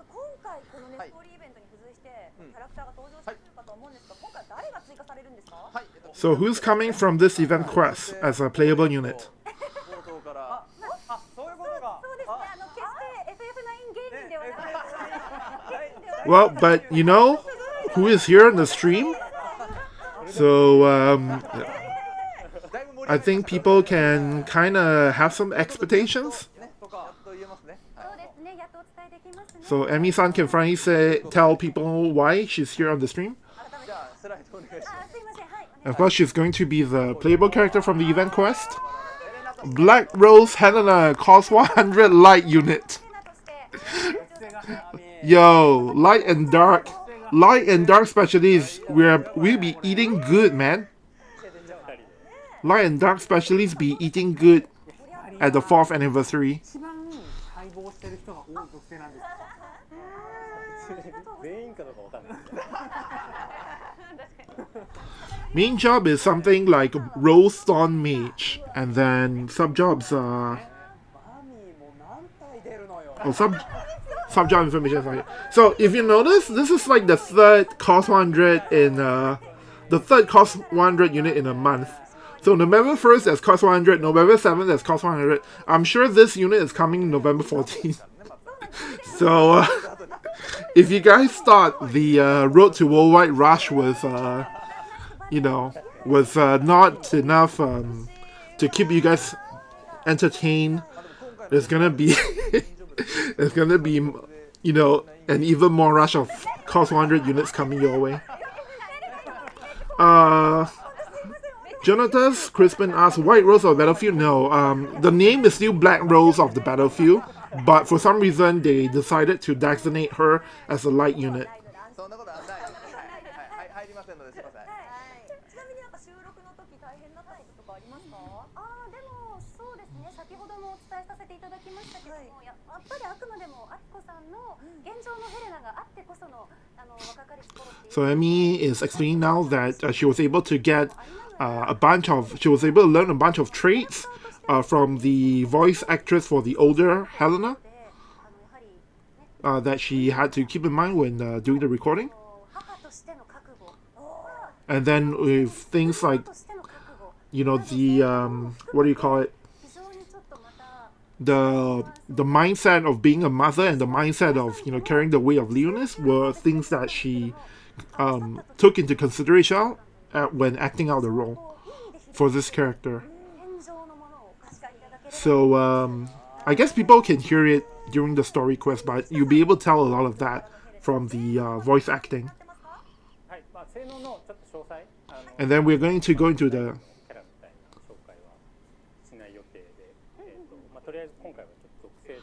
So they're not going to go into details for the character this time around. It will be because they'll be adjusting it. So they'll tell us the details later. But for now, they just want to let people know about the unit as well as the element. はい、強くは調整していかなと But they're going to try and make her a stronger character, キャラクターではあるので、はい、 especially because she is a anniversary character. So look forward to her. So I guess I wonder if they're going to shaft FF9 and make Helena super powerful, but FF9 character is really weak. I definitely hope that's not the case because a lot of people get disappointed about the situation with Squall. I think Nakai-san is coming up, right? No. What the hell?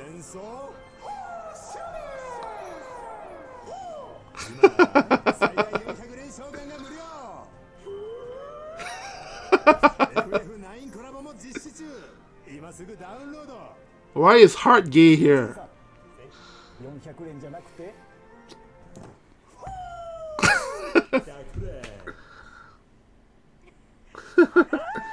So that's the commercial for World Division's 4th anniversary in JP.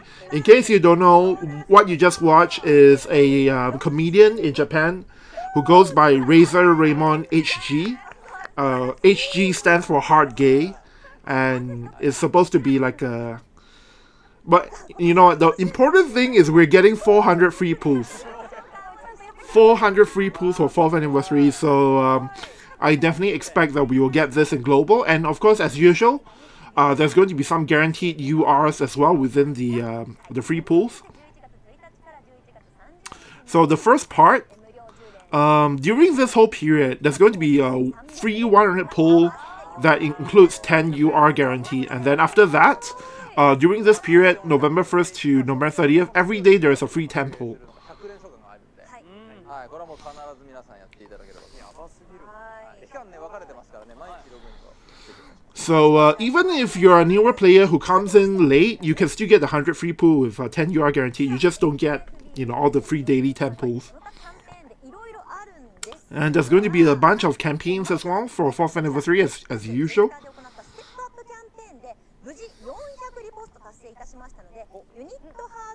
Oh, and this is they previously did a Twitter campaign. And so what's going to happen is that during this period, the anniversary period, unit hard quests are going to give you 4 times the drops. Oh wait, and this is something else altogether. This is from December onwards, there's going to be free UR unit shards. It's something like what we have right now for the what do you call it, the reincarnation festival thing right now, where you get like a 10 pool for shots, something similar to that.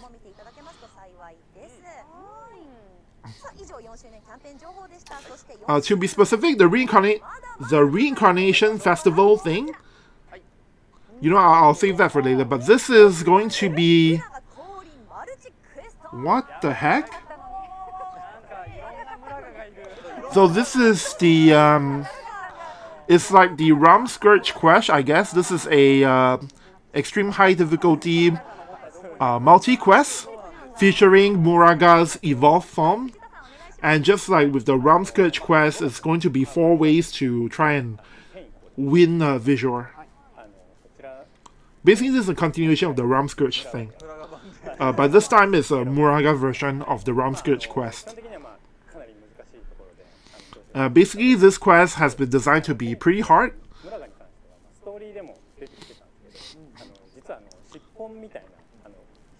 But the difference is, of course, with Muraga, we've actually fought against this boss before in the story mode, in the main story.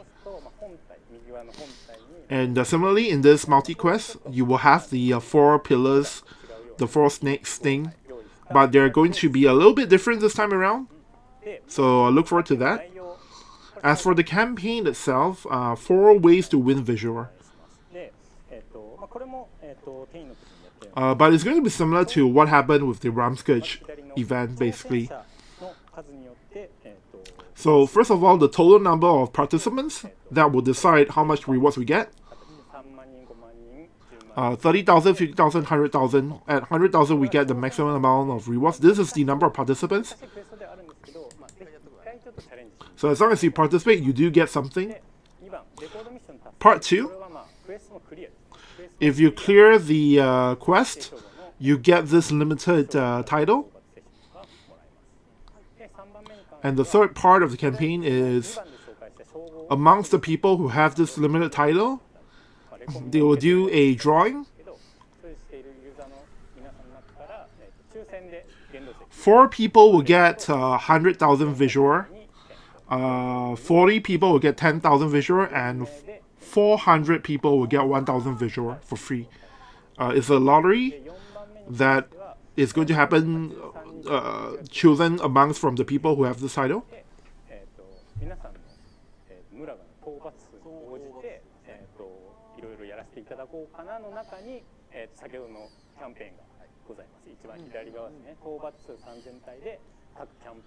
And there's a bunch of different campaigns, and this is, so basically the number of Muragas we're able to take down.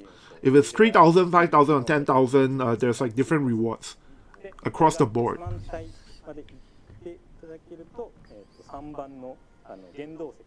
And if we are able to take down 10,000 10,000 Muragas, then everything here, all the number of players chosen will be doubled. So from 4 players to 8 players, 40 players to 80 players, and so on and so forth. So that's basically to give incentives to players to try and help other players to clear the quest as well, because it does mean that we will have a chance to, get more rewards. So I'm pretty sure this will come exactly, as how Fujita-san has explained. I'm pretty sure it will come out in global sometime in November or possibly December, but I guess we will have to wait for Hiroki to announce it. And by the way, where's Hiroki? Why doesn't he come out for these streams? Dozo asks, are we getting the staff JP gets this time? We don't know for sure. Obviously, the confirmation has to come from Hiroki or from the global version notices. But I would expect almost everything here announced to be coming to global as well.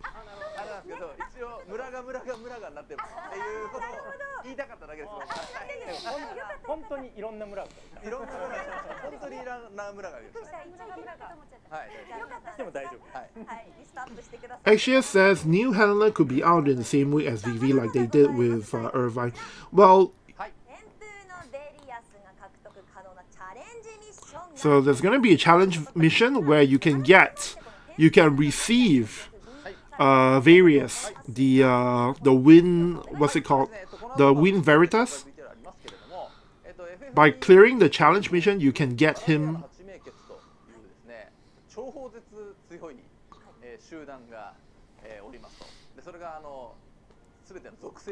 And this is coming November 22nd, and there's going to be more of these as well. So he's not going to be the only one.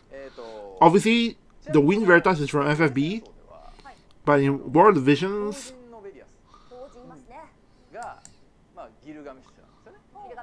so obviously there's Gilgamesh, who is the the Veritas of whatever he is. But basically there's 8 Veritas in total, right?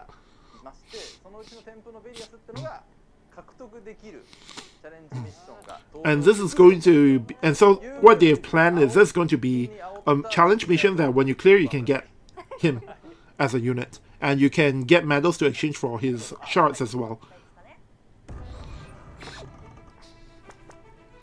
So it's kind of like legendary relic queries, but this time it's for the unit version.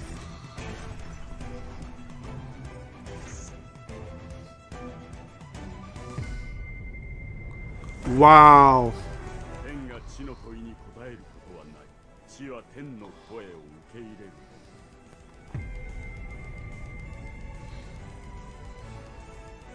So this is an update to legendary relic query basically, and by clearing it you get what's his name, the Win Veritas, and you get medals to exchange for shards. And of course there's more of them coming.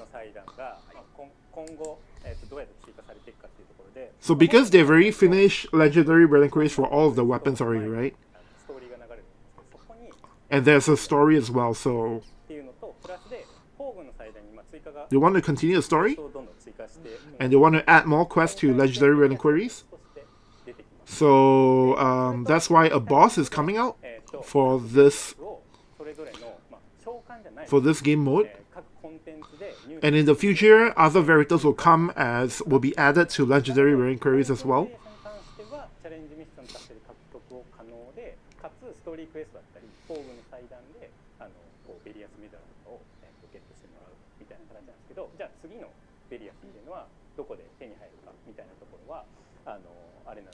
Oh, okay. So for the Veritas, for the other Veritas, it may not come as a boss for legendary relic queries. It's just that Various, the Win Veritas, is coming as the boss of legendary relic query. But in the future, they do plan on adding all the other Veritas that you can get somehow. It may not be in legendary relic query, but it may be in some other mode. And Hiro-san is explaining now that they want to just basically make a bunch of different things, different modes for players to, enjoy the game with. So with that in mind, that's why this time around they've decided to add Various as a unit that you can get as the boss for legendary relic query. But it will take players quite some time to clear because it's probably going to be quite hard.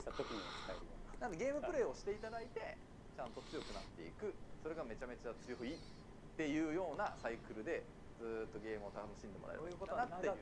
So the point is to make the game so that, you know, as you are getting better and better, as you grow your collection of stronger units, you can take on these challenges to get even more stronger units and stuff, and then you can, you know, slowly build up your arsenal of strong units and challenge other things. So that's kind of the concept behind implementing Veritas as a free unit. And Misoshir is doing a bit of promotion for her YouTube channel.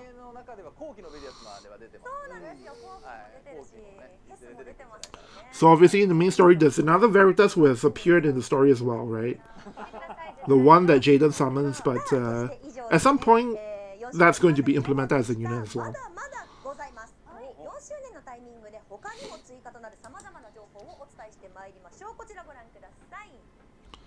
And then of course there's going to be main story, part 3, chapter 6, scene 1.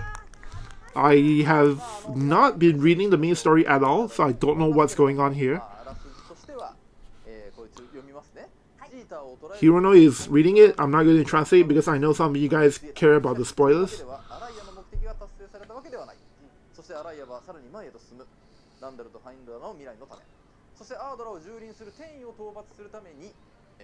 姿を現した転移の状況を調べるために行動をしていたキトンたちはようやく転移を見つけることができたのだが、そこで意外な人物と再会してしまいということで、今回ですね、次のお話の起点になる、次の展開のね起点になる話なんで、はい、なるべくこうまずは楽しんでいただきたいっていう気持ちがあります。 So look forward to what's this called, chapter 6, guys. As Hiroki pointed out to us, apparently spoilers for main story are quite important, and that's why he did the whole Road to Worldwide thing, so I'm not gonna comment on that.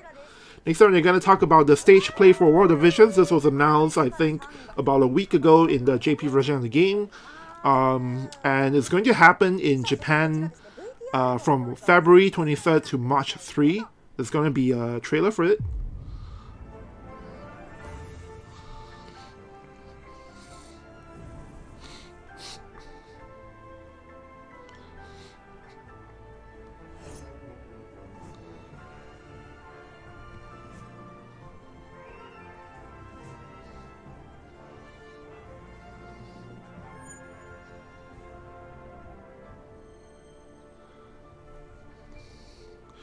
So, I don't know who they are, but apparently this girl is part of NMB48.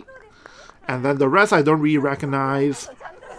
But, closer to the date, so what's going to happen with stage plays in Japan in general is that, at some point, quite close to the date, they will have some kind of preview for media. And then they'll release some trailers of, you know, the stage play itself. And usually by then we will be able to... even if you can't go over there to see it, there will be some trailers you can look at.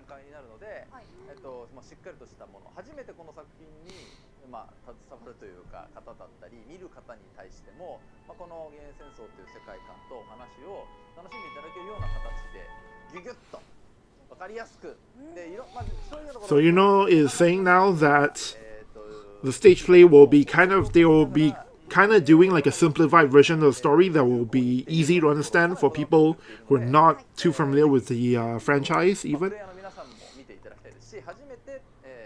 So obviously people who played the game will be able to enjoy it, but also the people who don't know about the game will definitely be able to understand and enjoy the stage play as well.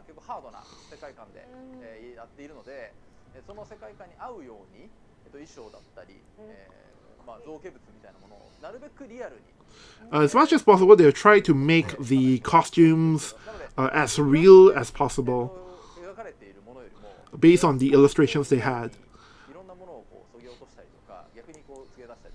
So some of the things, so they've amended some of the designs from the original illustrations to try and, you know, have it more grounded in reality. So just so you know, the costumes may not be exactly one-to-one with, you know, the illustrations, but it's going to be based on reality. And Kensho Ono's stylist is one of the guys who have worked on the costumes for this stage play. And it's just a coincidence.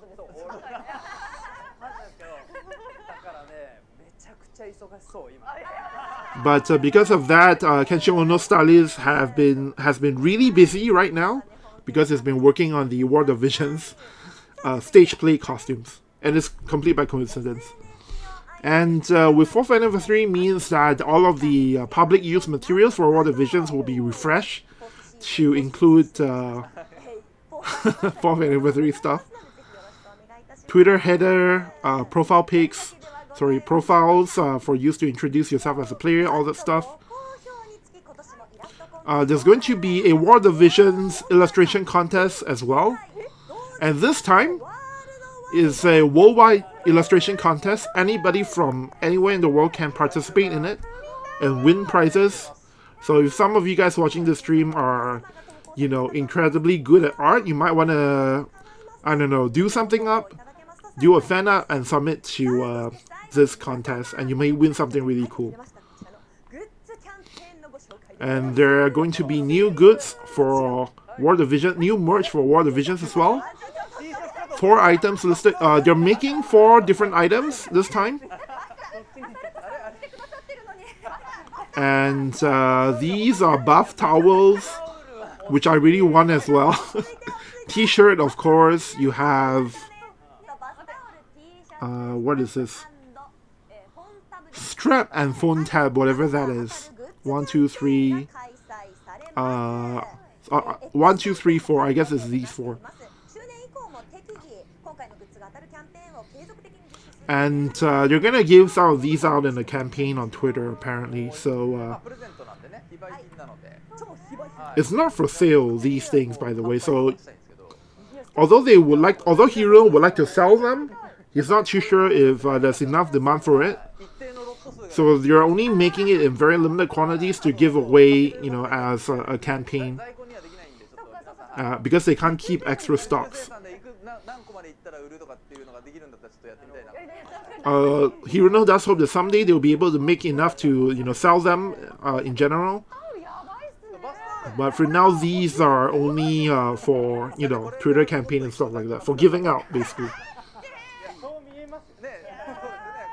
So maybe in the future you may hear from Justin or Hiroki, maybe global version, they'll start giving out some of these stuff as well, because I'm sure they're gonna make some and put it aside for global version players.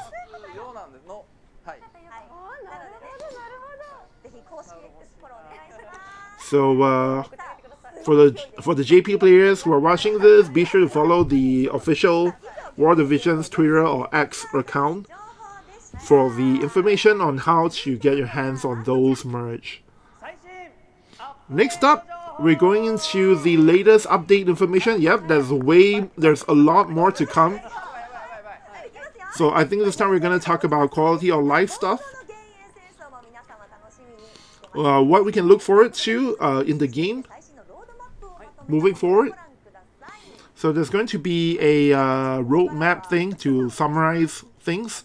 So first of all, there's Holo Vision Cards coming out.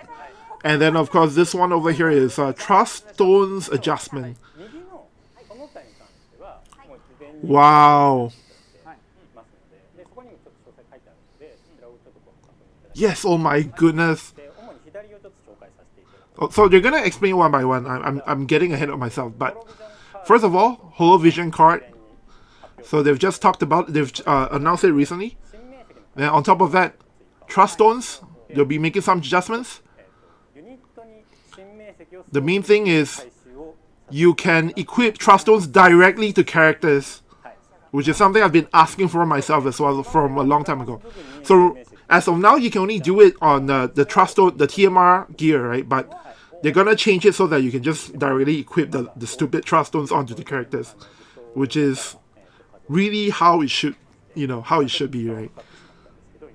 Fuja-san says that he's sorry that it's taking so long to implement this, but they're finally doing it.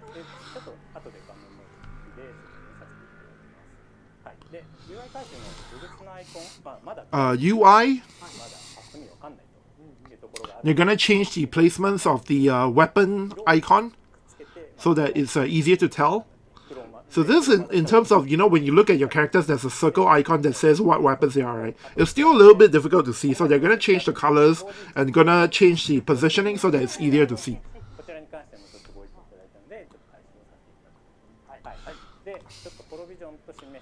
So that's it for the left side. Okay, so now he's going to explain Holo Vision cards. So they already announced this, so we more or less know the flow. But to hear it from Vujira-san, それに追加の効果として、クエスト系の効果、もしくはギルバト系の効果、もしくはデュエル系の効果。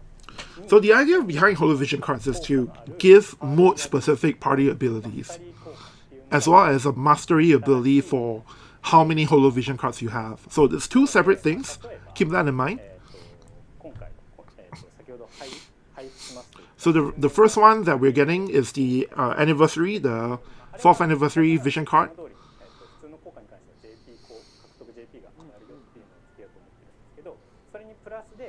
So it will have JP acquisition up. And for quests, for PvE quests, there's going to be HP up.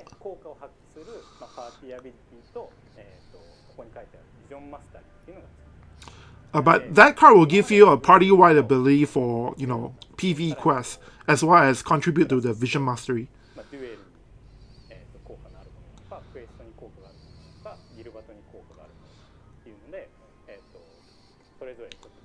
But basically with Holo Vision cards, each time they can decide what different buffs to give for different modes, basically.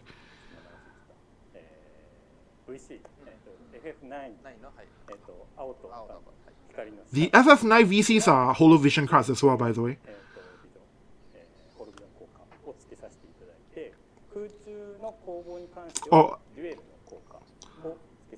So the VV Vision card will have an effect for duel. All the old Vision cards will not have Holo Vision card effects. So it's only for the new Vision cards moving forward.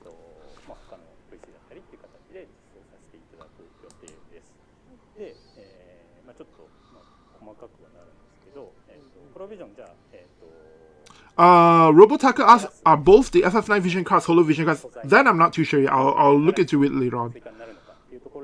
But the VV one is confirmed to be Holo Vision card. So as explained in the notices, the way of raising the Vision card is going to be the Holo Vision card is going to be the same as before. No changes to that.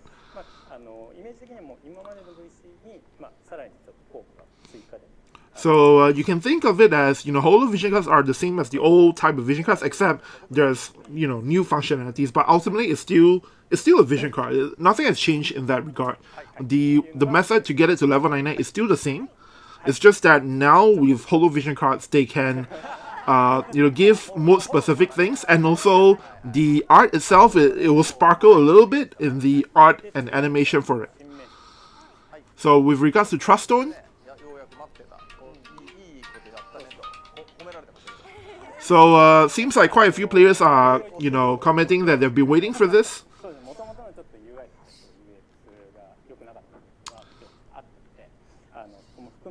So as you can see here with the Trust Stones, they're gonna make it so that you can directly equip the stupid Trust Stones on your characters.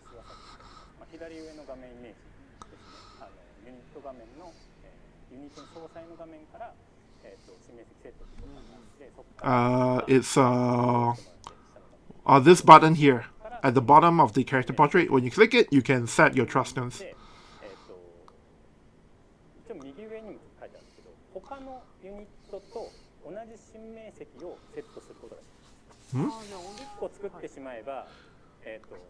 And you will be able to... Wow, holy cow, this is huge. The one set of Trust Stones can be used for many characters. You can just equip the same Trust Stones to everyone if you want to. Even in the same formation, you can have all your characters in the same formation use the same set of Trust Stones.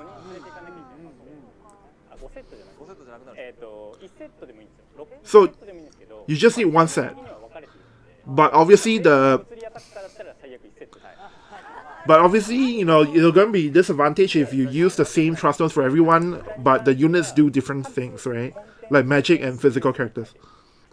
And also, you can set different trust stones for the character depending on the mode that you're playing.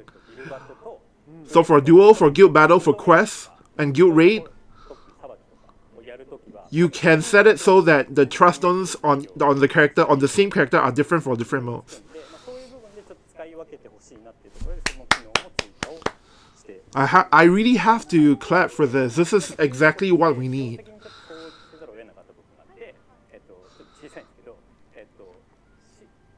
新明石のセットはいつでもできるんですけど、効果を発揮するのはトラマスを装備している時だけじゃないので、あえてトラマス外してギルバト出る人もいないと思うので、あれではあると思うんですけど、トラマス外すとそこが効果出ませんっていうところが1点あるのと、ちょっとここに書いてないんですけど、それこそ今までの、ブグにセットしていたセットだったりとか、ブグのそもそも新名詞の画面とかを全部消えます。Oh. まあ例えば今実はトラにね、こういうセットをセットしましたっていう。So with this change, they're going to remove all the TMR trust stone screens completely. You will be, if you have saved your settings in templates, you can copy the templates onto the character's trust stone settings, but all of your like Ziza's bells, trust stone settings, all that stuff is going to be removed 100%, because they're basically changing the way this works completely from attaching to equipment, the TMR equipment, to characters directly.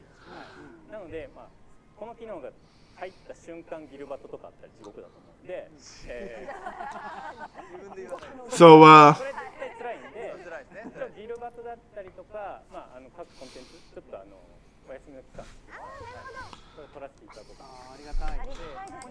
so obviously when they make this change, if straight away on that day there's guild battle, it's going to be hell for everyone because they didn't set their trust. So there will be a period of a guild battle rest where they implement this, so you don't accidentally go into guild battle with, like, you know, wrong trust stone set.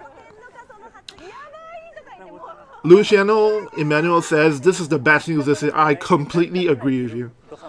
This takes a lot of work. They are effectively reworking the entire trust stone system, pretty much, right? They haven't decided how many rest days of guild battle they're going to give us for this change yet. Could be 1 day, could be 2 days, could be 3 days, but they're going to look into it.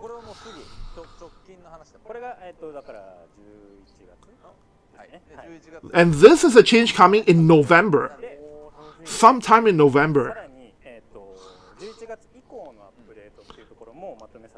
And now they're going to talk about stuff coming after November.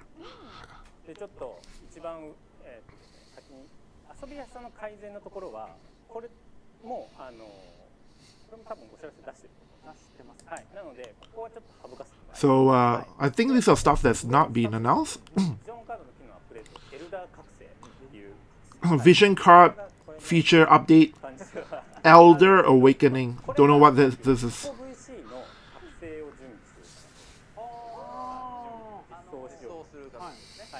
So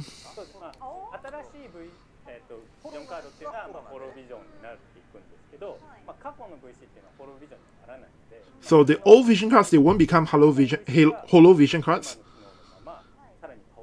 but they're going to get an upgrade through this Elder Awakening. So it's going to have illustration changes and ability changes as well. So there's going to be something new for the Elder Awakening. Materials required for it. You can buy the materials, but there will also be free materials given to you. So it's something they are preparing.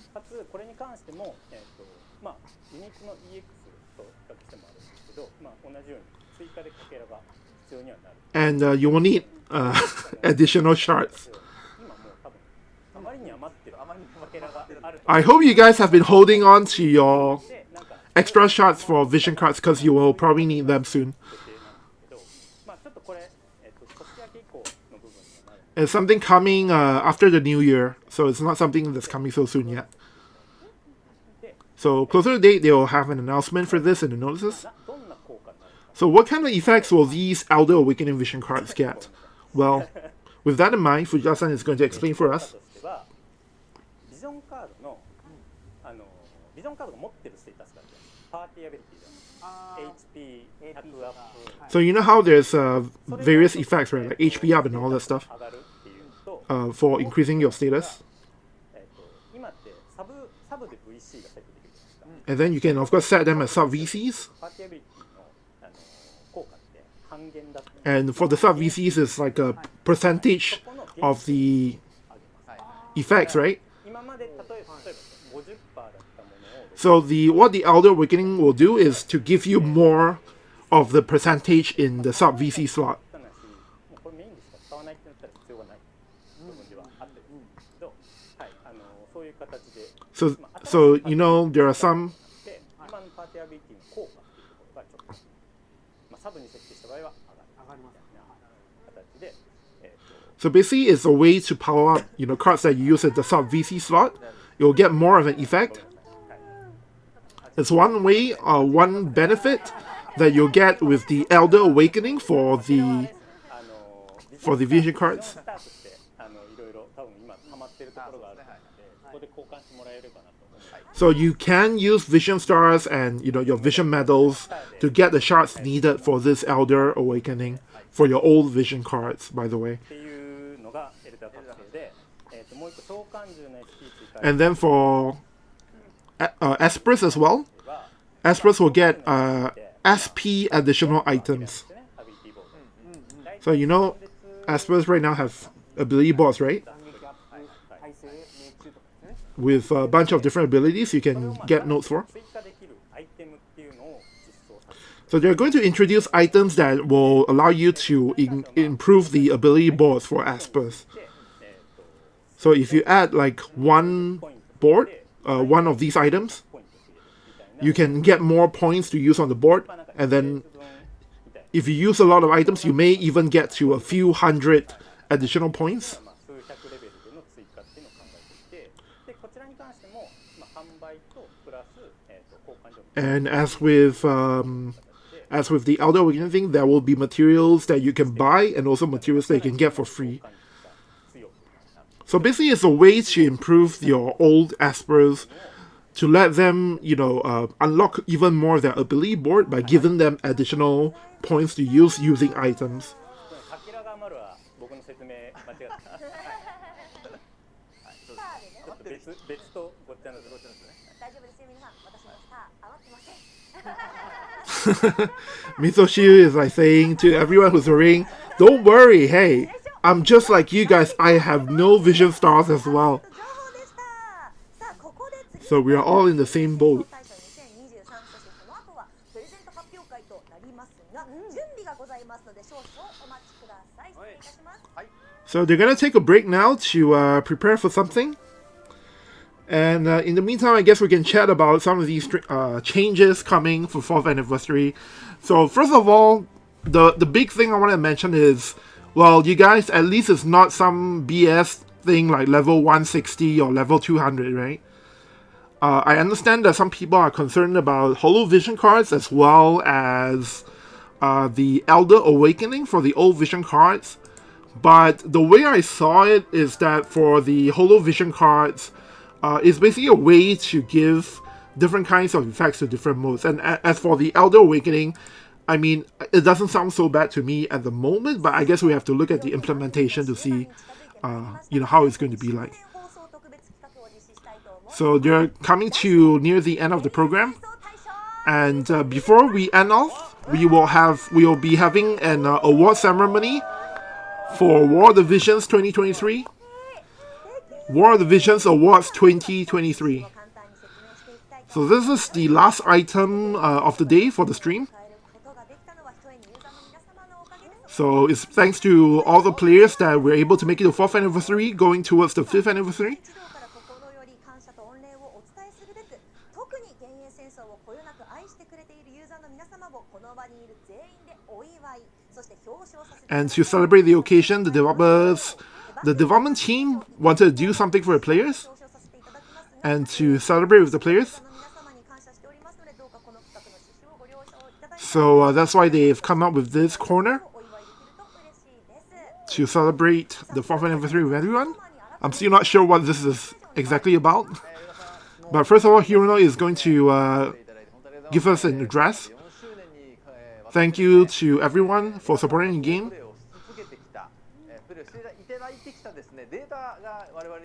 And because of everyone's play, that they are able to get a bunch of data in the game. So they're using that data to basically tell us some interesting things and to give out some awards to, I guess, the World of Vision's characters. So this is basically what this corner is about. It's basically a data analysis kind of thing for players who enjoy and love World of Visions to see which characters or whatever things are getting awards based on the players' gameplay data.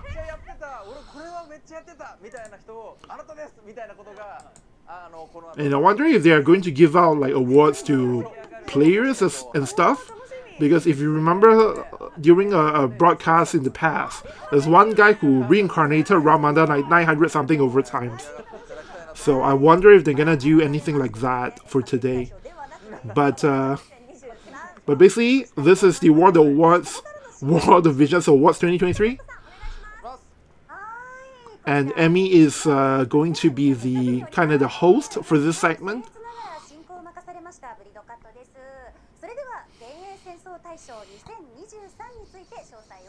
So she's going to explain to us what this is really all about. There's 9 items.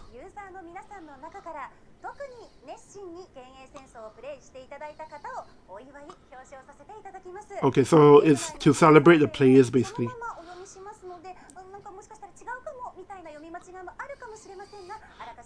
So basically it's to recognize the players. There's going to be, I think, 9 players or 9 awards given out to players. So the first one is the Arena Award.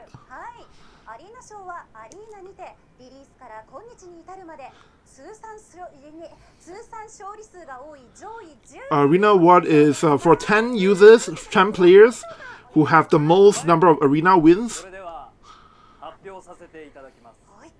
I think Carl is going to be like one of the top ones for this mode. But they're gonna announce 10 names. Oh, there you go, Kale. Kale is like this crazy person who plays arena a lot.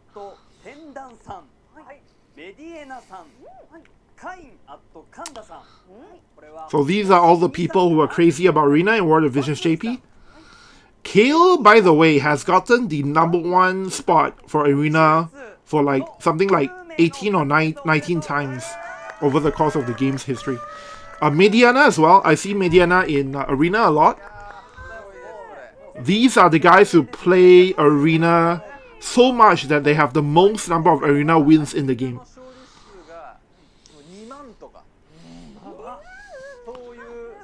By the way, the data is up until October 15. But so I recognize a few of those names.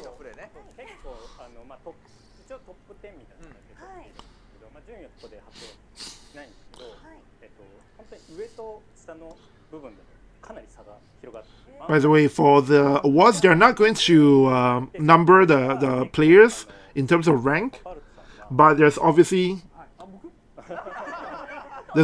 going to be differences in rank. By the way, Assaulto-san is 14th on the leaderboards on the number of wins for arena, so he has quite a lot of arena wins himself.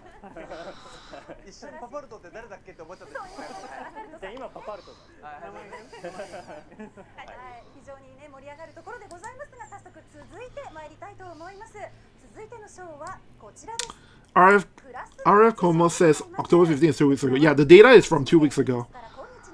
So this is for class match.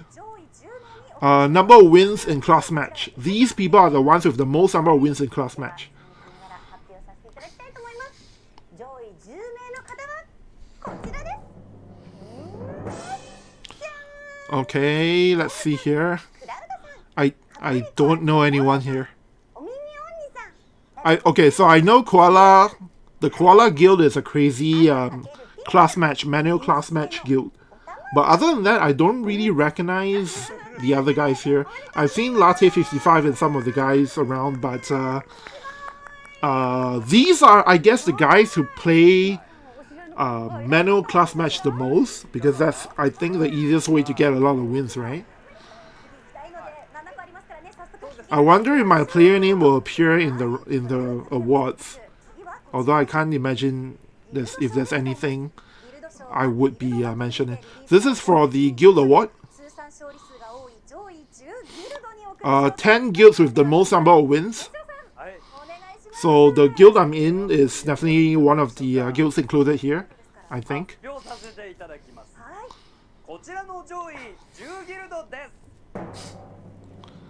And here we go.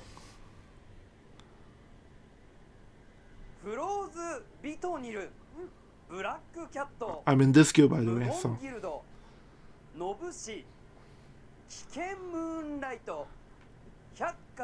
Wow, okay, so this is very interesting because this is number 1 guild with the number 2 guild, this is number 3 guild, and the rest are not in top 10, I think.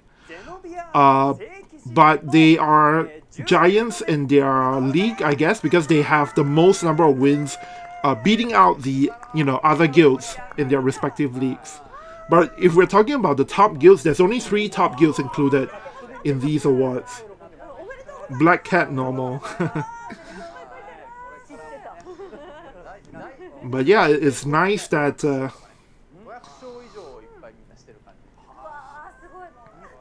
it's nice to be, I guess, recognized by the developers, I guess. Next up is the Ardra Award. Ardra Award is about the number of times you've cleared story quests. These are the people who have cleared the story quests the most number of times. The 10 people who have cleared the most number of story quests over time. And oh, this guy is in Senjugahara. Senjugahara is in the number 1 guild, and the rest I don't recognize.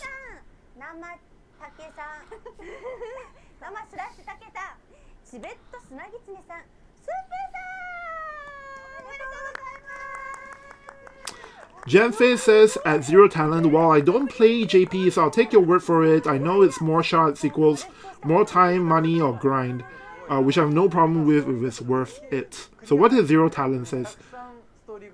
0 talent says, if you're looking at the deal from non-JP perspective, in JP this game is super generous compared to most. Yeah, I guess, yeah, I would agree with that sentiment. Honestly, War of the Visions in general is way more generous than other games I've played. In JP, it's more generous amongst all the JP games, and in Global version is even more generous when compared to the JP version. Like, I totally believe that in Global, at least, you can actually play the game as a free-to-play and compete among the top players. In JP, I think it's impossible, but in Global, I think it's actually possible. So this one is the award for people who have slayed the most guild turtles. So these are the people who run the guild turtle quest the most. And I don't really know any of them, but I guess these people have to be Day 1 players, because that's probably the only way you're able to slay as many turtles as required to be actually in the top 10.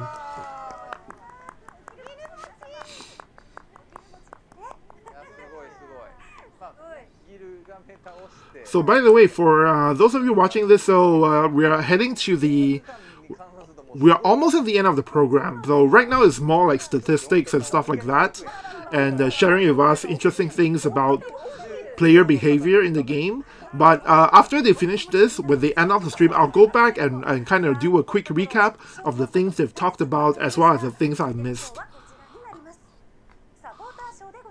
Supporter Award. Oh, these are the people who do live streams and stuff, and to support the game since the launch of the game in JP. So this is kind of like, recognizing the content creators and stuff like that. So I kind of have an idea. So they're gonna list 5 people, and as you might expect.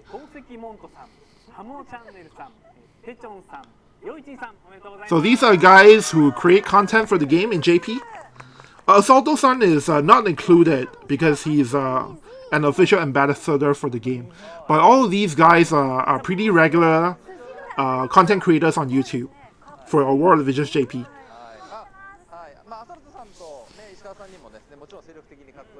So it's explaining now that Misoshiri and Assaulto-san, they are not included because they want to recognize the players, and these two, Misoshiri and Assaulto-san, are already player representatives. So that's why they don't want to include them in the list of in this award where the idea is to recognize the regular players. And finally, we are down to the final award. Kaikinsho.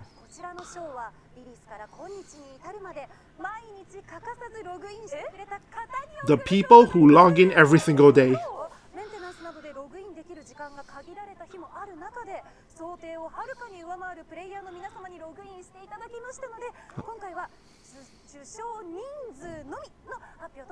Okay, so the number of people who log in daily, they'll tell us how many players do that, basically, I guess.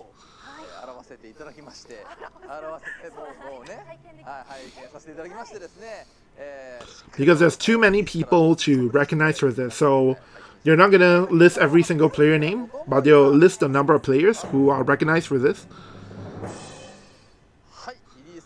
2,135 people have logged in to the game every single day since the launch of World of Visions in JP. So obviously they're not able to list everyone's player names here, but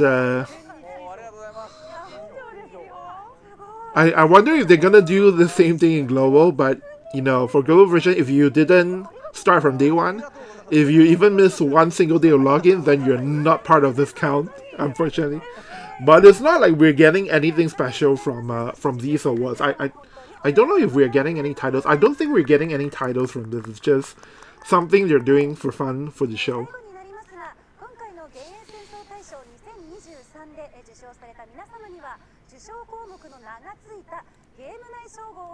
Oh, there's going to be an in-game title, actually.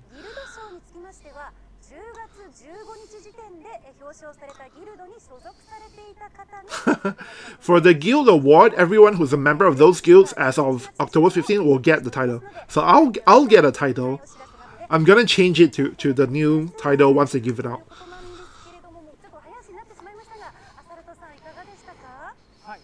There's something that's pretty cool. I thought they were not gonna do anything, but you actually get a title if you're recognized. And Assaulto-san is like, he's really glad that they're doing this section and able to recognize the players and read out their player names. As a player himself, he feels quite happy about, the dev team doing this. And Hiro says that he's seeing in chat a lot of people are saying that they're really glad, they're really happy about this corner being able to be recognized like this. So it seems like it's a big success for this corner.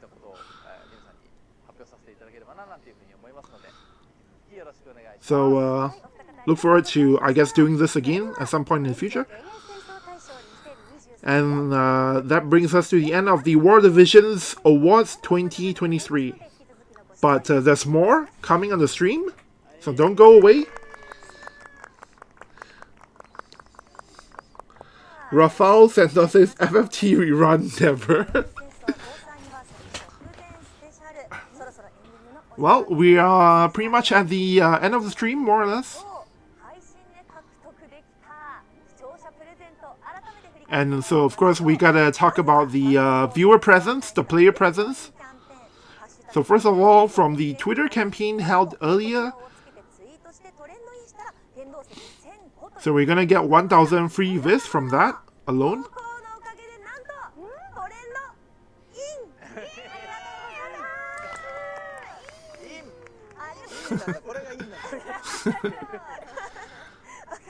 So they're laughing about how that is like the gesture for ranking into Twitter trends. Something that Misoshiro just created on the spot for it. Alright, so they're gonna announce the total presence. So much stuff here that the text is really small. Asato-san, what are you most looking forward to? Oh, there's buzz core. 3 buzz cores, pretty nice to have. Pretty rare item. Irvin asks, will we get the present too? I think you have to ask Hiroki for that. Ask Hiroki and Justin. I don't know if we'll get these presents, but usually we do get them all, usually. And then of course, there was the acting challenge, and from that we get all these rewards, a bunch of your antlers and scrolls. So that's all for the presents this time, but the chat is like, everyone in chat is like, wait, what? So you're gonna give us just 1,000 vis? Can we do something about that? And Hirono has this weird look on his face. Can't we do something about the free vis, Hirono? Okay, so we get 1,000 free vis from the trend-in campaign, but that's not all. That's not the regular visual present. That's not including the regular visual present. So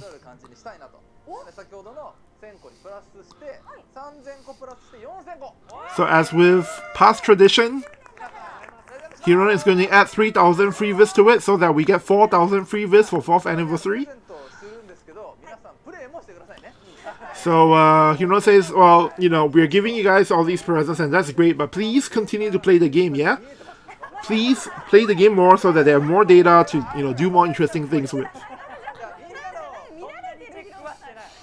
And everyone is like...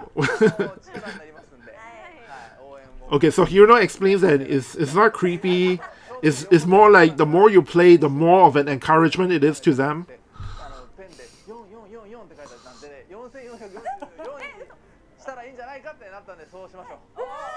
Okay, so because a lot of people in the chat are saying 44444, Hirono is going to change the amount of free vis from 4,000 free vis to 4,444 free vis. So I guess in global version will we get that? I'm not sure. You gotta ask Hiroki, you guys. You gotta ask Hiroki. Gotta yank on his arm. Like these days, you know, what JP gets, we really cannot be guaranteed in global because as you have seen in the past, sometimes I don't know what they're thinking, but you know, sometimes it doesn't happen. So it's something we have to ask Hiroki for.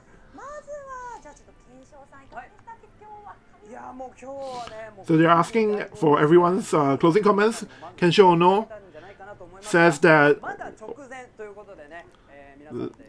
on this stream, you know, we've had details for a lot of contents coming up, and this is still just before the 4th anniversary, so we haven't even got to the 4th anniversary. So look forward to it, and thanks for everything today. Q-Face voice actress now.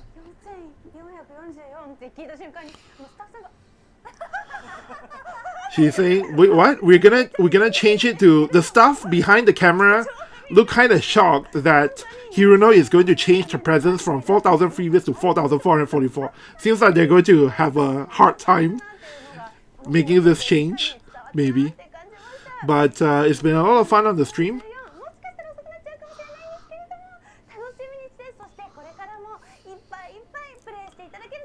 It's been a lot of fun on this stream. Thanks for the 4,444 viz, and hope you guys enjoy the game in 4th anniversary as well. So Emmy now, the voice behind young Helena. 最初の方はね、FF9 コラボで内なるオタクがすごく荒ぶってしまいましたけれども、本当にもね、大変失礼いたしましたけれども、本当にまだ携わって短い期間ではございますが、FFBE 幻影戦争にこうして一役者として She speaks so fast that I kind of wasn't listening to it, but basically she's like saying she's kind of new to the cast, relatively new, but you know, I'm not gonna translate the rest, but basically it's just a bunch of giving thanks to the players and to the stream. I'm like, I kind of blanked out there because she's like talking so fast, and I'm just so impressed by her talking speed. And I'm just blanking out there. Luciano says we would get GL stream probably. Well, I don't know about that. I mean, you know, recently I think Hiroki has been doing more streams, so maybe we'll get one. Osado-san's closing comments. As the official ambassador of the game, he's kind of happy that today he's recognized as a development team member because of the acting challenge, and as a joke, that is. And then there's a lot of things announced on the stream, and he's looking forward to going through the archive later as well to, you know, go through all the things that they've announced. But he's really glad for everything announced here, and thank you for having me on the stream. That's what he said. Fujiya-san says thank you for having us to reach the 4th anniversary. So today we announced a lot of things and introduced a lot of things. As for the details, and all these little tiny details, of course there are unannounced stuff as well.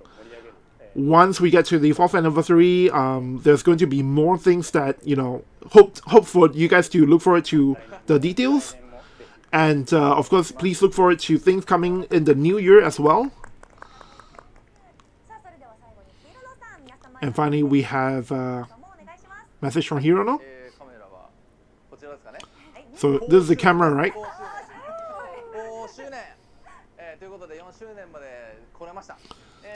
So we're finally at the 4th anniversary, and it's only just the 4th anniversary. So we are of course moving towards the next anniversary and power upping the team and the game, and we'll be working out together as a team. Although November is the anniversary, of course after that there is the end of year stuff, there's the start of year stuff, and there's a bunch of things they have planned coming up in the new year as well. So please look forward to all of that stuff, all of that great stuff coming in the future. And they'll work hard to continue to provide players with a bunch of things to enjoy. So thank you for everything.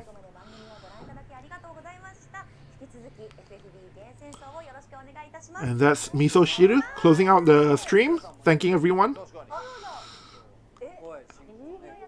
And as she's the MC, she hasn't had a chance to give any closing remarks, so she's gonna, Fujiya-san asked her to say something. And Misochu found this broadcast to be a very enjoyable stream because there's been so much things, you know, from everyone on the panel, as well as all the great comments from the players in chat. And there's been a lot of warm messages, and it's been a great feeling. It's been a great vibes on the stream. Thank you for everything, and thank you for having me here. And she's kind of nervous because it's kind of unplanned that she's giving a message here, so she's kind of sweating bullets a little bit.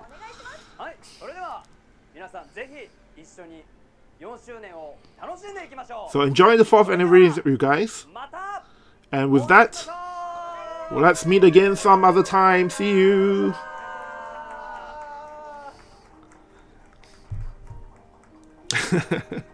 Hirono with that pose.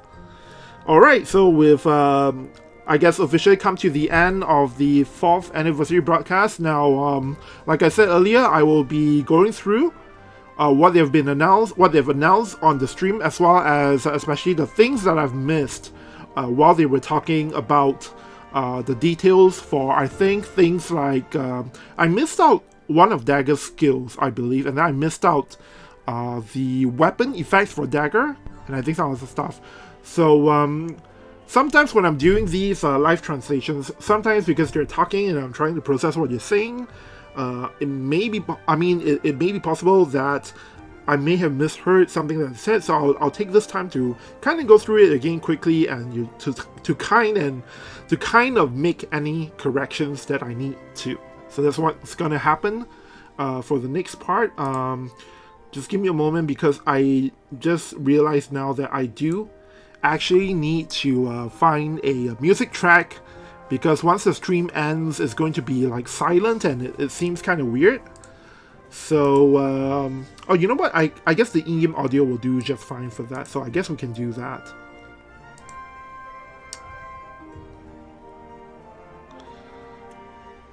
So just give me one moment. How was the broadcast for you guys, by the way?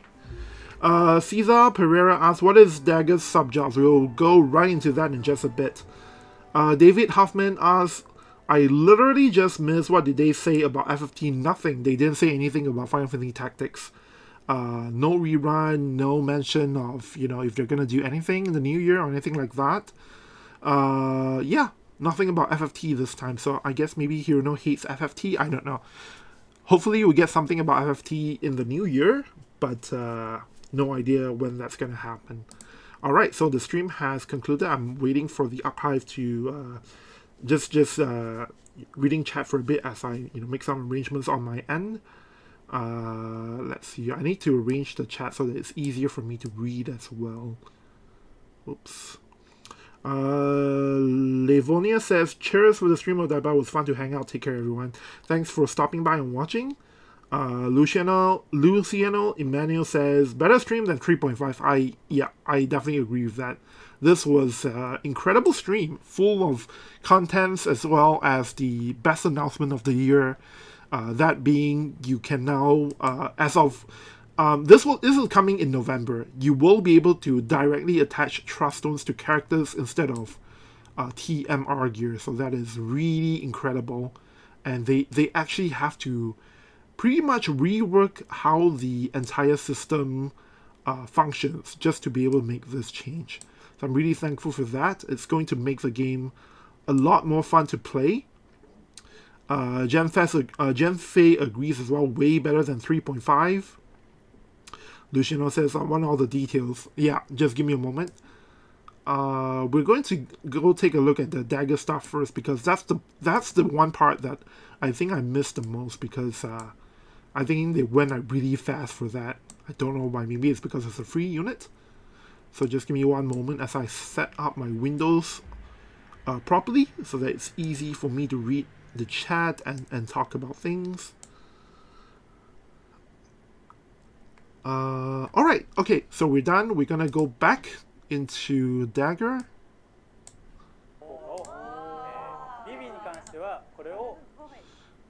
Which is, I think, even earlier than this. So we'll come and take a look at Zidane in just a bit, but first I want to go through the Dagger stuff, because, like I said, that's the one part that I missed the most. There we go. So first of all, we're going to talk about the sub-jobs. And the thing is, I think they did mention... Okay, the sub-jobs for Dagger are Sword, Sorcerer, and Kotodama Wielder. And I explained, or rather the Hirono explained earlier as well, they're calling the unit in the game Dagger instead of Garnet because the whole collab is themed after the latter half of FF9. So that's why she has short hair and the name that's being used is Dagger. And also that's why you have the fight with Kuja and everything.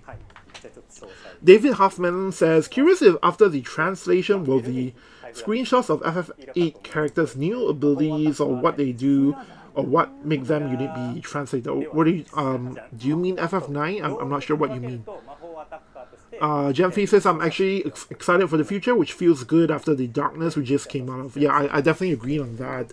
One of the things that I really hate about World of Visions is how much time it takes to, make trust stones and stuff.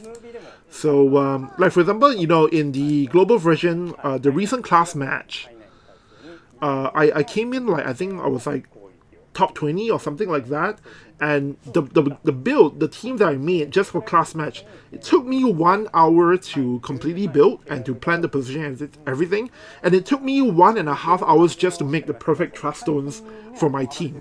So that's kind of crazy, and after that, you know, it's like every single day when I'm playing class match, I have to move the trust stones, you know, from what I use for class match to the guild battle setup, and I have to move this back and forth every single day, and that's kind of a pain. So I'm really glad that by letting us attach trust stones directly to characters, and on top of that, it's going to be individual settings for every game mode out there. That's going to be super. That's going to save veteran players a lot of time.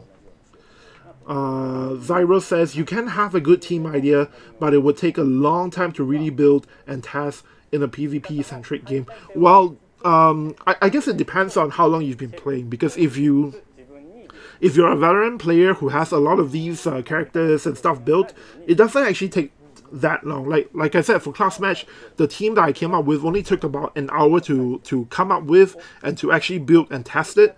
And I went so out of the 40 class matches I played, I won 38 and lost 2. So it's a pretty good team, and it only took me about 1 hour to plan it. So it doesn't actually take that much time if you have everything built. The problem is if you're going to be building units and stuff from scratch, then that's when it will take quite a bit of time, right? So that really is the bigger problem there. So it's not so much that you know, what do you call it? You can make things easier for yourself, is what I'm trying to say. Manny says any courage removal on Garnet. So let me just take a look at this. Yeah, just as you're saying it, I saw it right away. So for this move here, it's called the Dark Golem Summon, and let me see.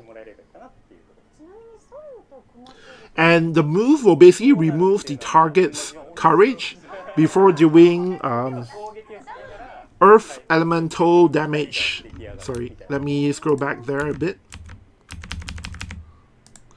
So it will remove this move, your Dark Golem Summon. It will remove courage on the enemy before doing earth elemental magic damage M to the target. So yes, she has courage removal. The idea behind Garnet that I think Fujiya-san is saying now is that she has healing abilities, but she's not really a healer. She's really more of a magic attacker. So that's the one thing that you know, differentiates her apart from characters like what was the Resnick from, you know, Resnick is clearly a healer, but for Garnet, they did mention earlier that her AI is going to be quite similar to Soul.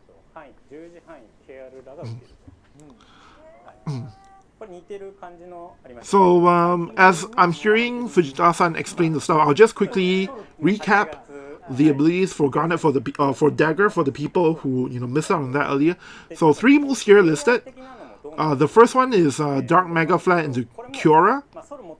So this is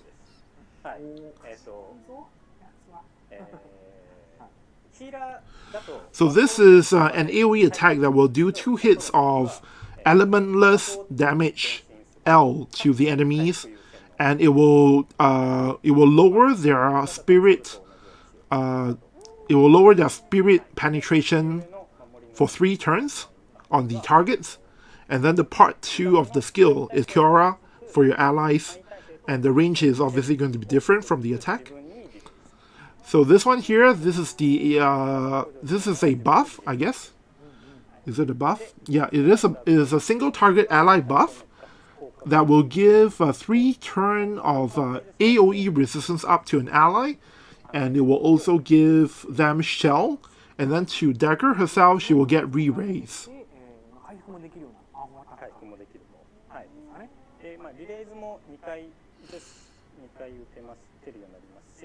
Oh, he just said something important here.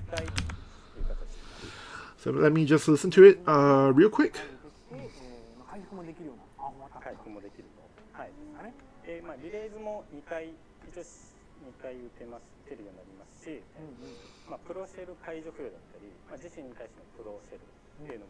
一応持ってるんで、あれなんですけど、例えばソルと比較しちゃうと、ソルがバリア持ってる、でダガはバリア持ってないということで、この使用感 So I think Fujiya-san just said that the re-raise skill, she has 2 casts of it. So you will be able to give... so the problem now is if she will save 1 cast for the second battle. So I guess that's something we have to find out once the unit is out. And like I said on Reddit, I will be doing a stream when FF9 collab is out. Probably going to pull for Zidane, I'm not too sure yet, but Garnet definitely I'm gonna build, right? Since she's Earth and everything.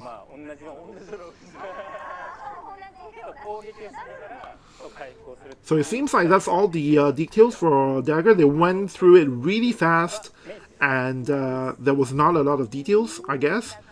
But we do know that she has courage removal. We do know that she's a maze character. And I think someone asked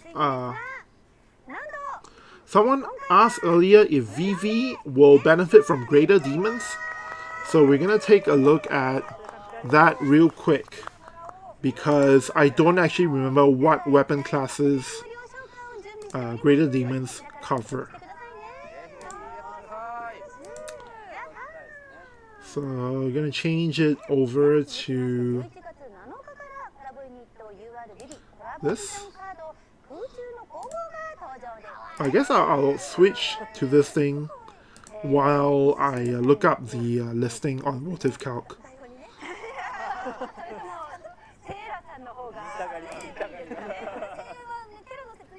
So it was mentioned that the VV card that you're looking at right now is a Holo Vision card, but I'm not too sure if the other FF9 card is also a Holo Vision card.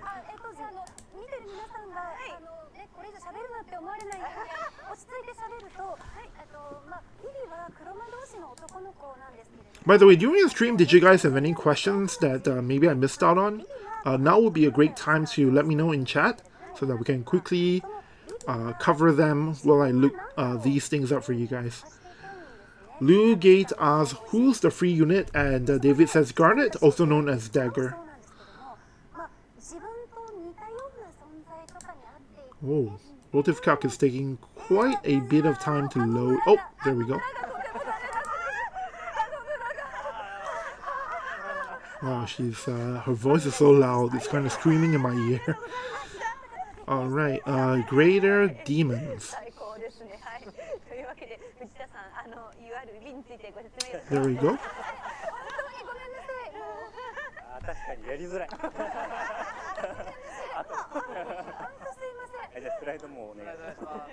So the big thing with the FF9 collab is that they have courage.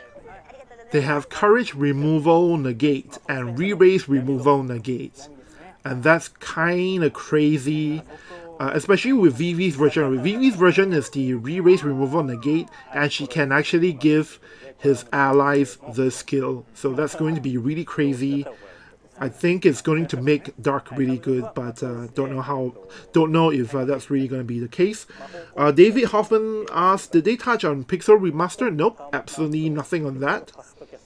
And then Joseph Scholar asks, how are Holo Vision cards going to work? Okay, so actually most of it is, as I understood from the game notices, there's 2 things to think about for Holo Vision cards.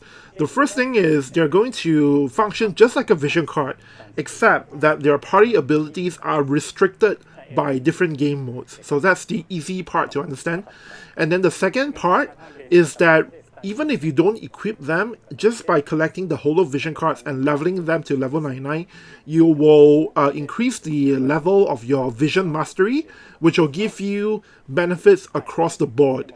But also, you know, it will differ depending on the game mode. So those are the 2 things you need to think about. It's pretty simple. They didn't actually show us in depth how it will work, but basically they explained this is the concept of it.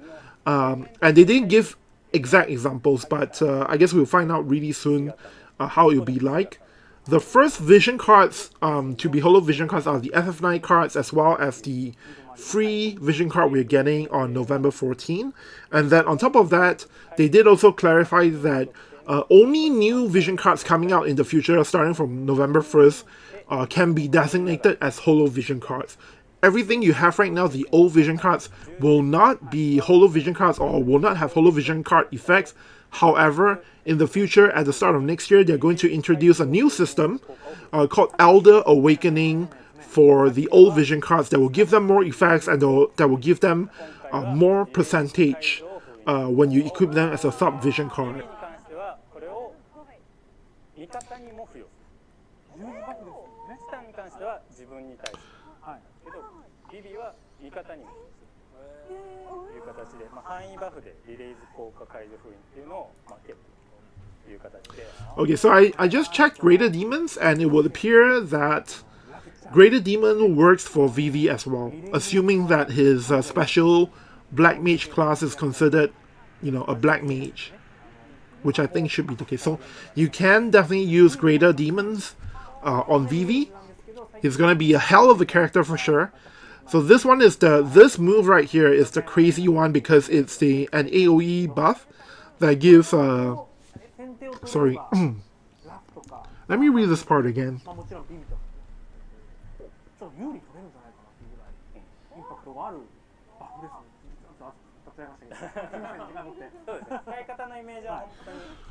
So 3 effects on this AOE buff. It will give all the allies in this AOE range protect.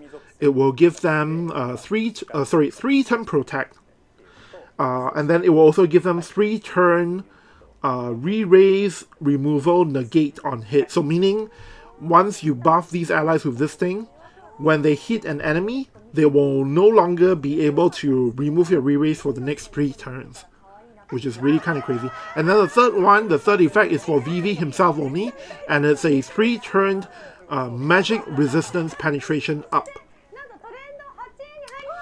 SS is definitely looking like evade as he has operated some. Yeah, Zidane looks like he probably can do some evadey stuff, but we'll have to look at the vision card and everything before we can tell for sure.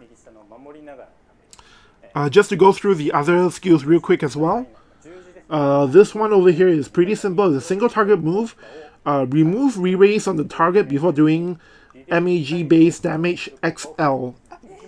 This is an incredibly damaging move. And then over here, Meteor 2. This is an AoE attack that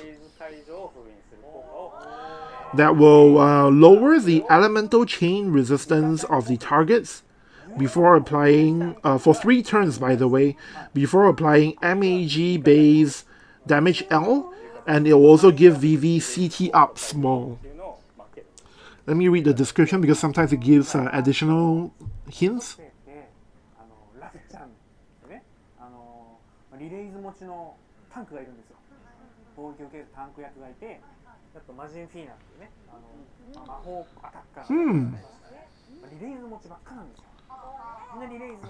Wow. Wait, did they not talk about this? I'm just noticing this very important part of VV that I kind of felt that they didn't mention, which is kind of weird. Just give me a moment as I listen to this.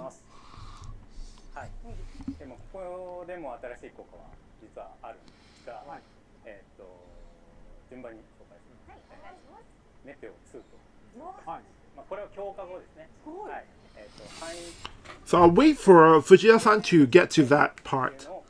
But before that, I'm going to explain this part. This part here says that there's going to be a passive support ability. So it's the green thing that you can equip on VV that will let him start the battle with re-raise already on him. So if you have this on, every single fight VV is in, at the start of battle, re-raise. You don't need to use a turn to give him re-raise. He has it automatically. Insane, right? And it kind of fits with his skill kit as well, since he can negate re-raise removal on the enemies.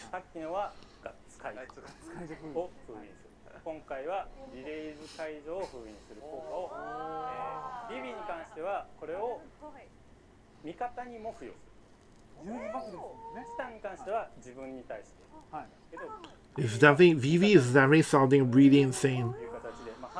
Jenfei asked what were VV sub-jobs. I'll go back and take a look. I don't actually know. I know one of them is Red Mage, The other one I don't remember what it is. リレーズ持ちのタンクがいるんですよ。攻撃を受けるタンク。 So Saldo-san is explaining now that, you know, the re-raise removal on the gate goes really well with Rafu and Dark Fina. And I can't believe they didn't actually address this part. It's like a really huge thing. Like, is there any unit in the game that lets you go into battle with re-raise already on the character? This is the first one, right?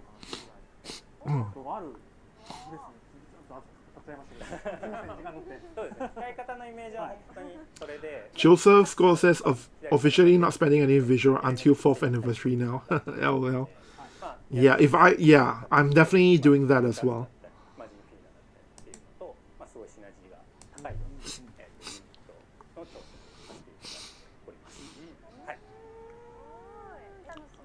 Holy cow, he really didn't mention it. So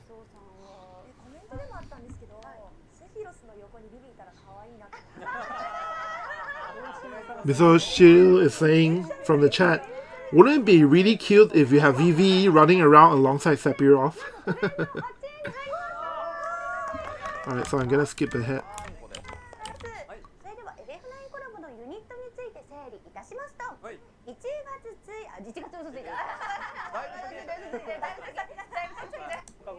Okay, we'll go back and take a look at the sub-jobs and the skill from the sub-jobs.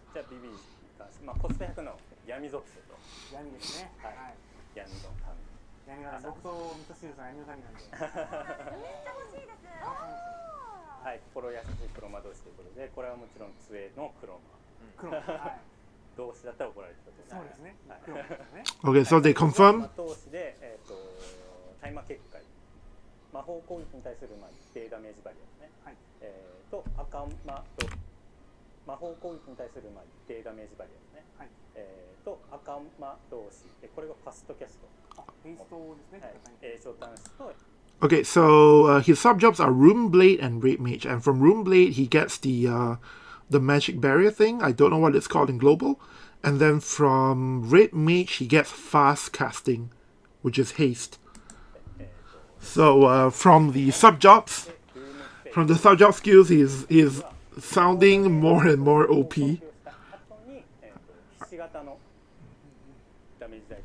I think you go with fast cast most of the time, right? For Raid Mage.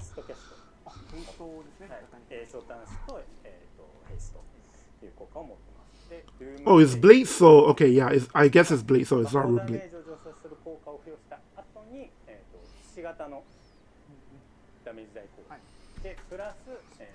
Yeah, I think this actually translated as Blade Soul, not Room Blade. Room Blade is some other Japanese kanji for it, I guess.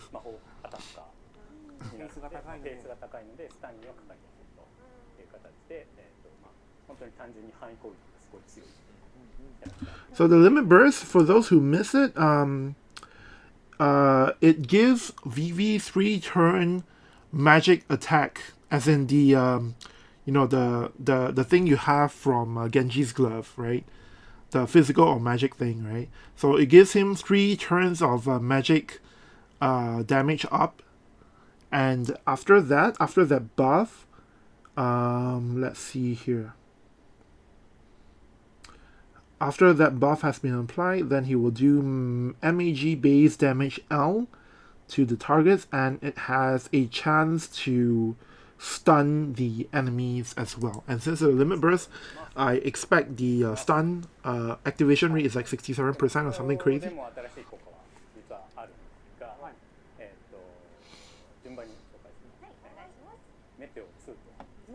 Yeah, you really didn't talk about the re-raise thing.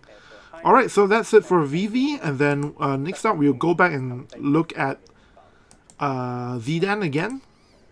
I missed the sub-job skills completely, I think.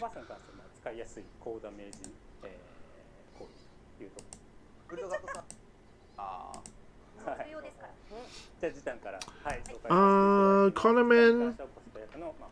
So probably Vivi will get the magic HP shield from Blade. So yeah, that's exactly what he's getting, I believe. Because they did mention that the skill from Blade Soul is some kind of magic shield but I mean, I don't know offhand what that skill is actually called. They mention it in Japanese, but I don't know if it's the same skill in global, so I don't know what the name is at.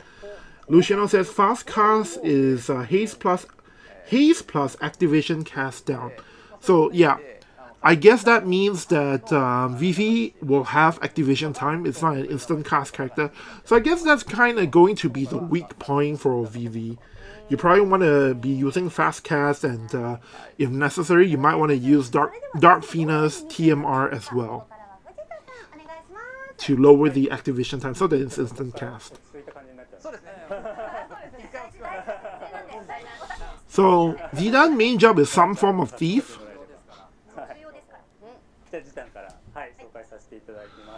I guess the easiest way to translate this is righteous thief.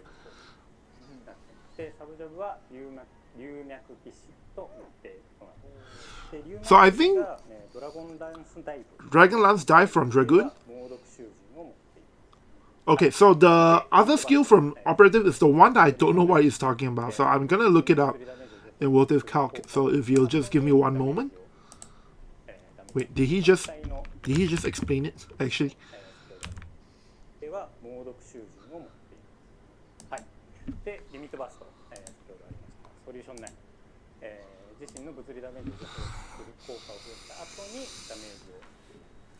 Zidan's sub job is Grunspec job and operator. Okay, thank you for that. Because it definitely didn't sound 100% like Dragoon, but it's like a job close to Dragoon. Does anyone know what Grunspec job is called?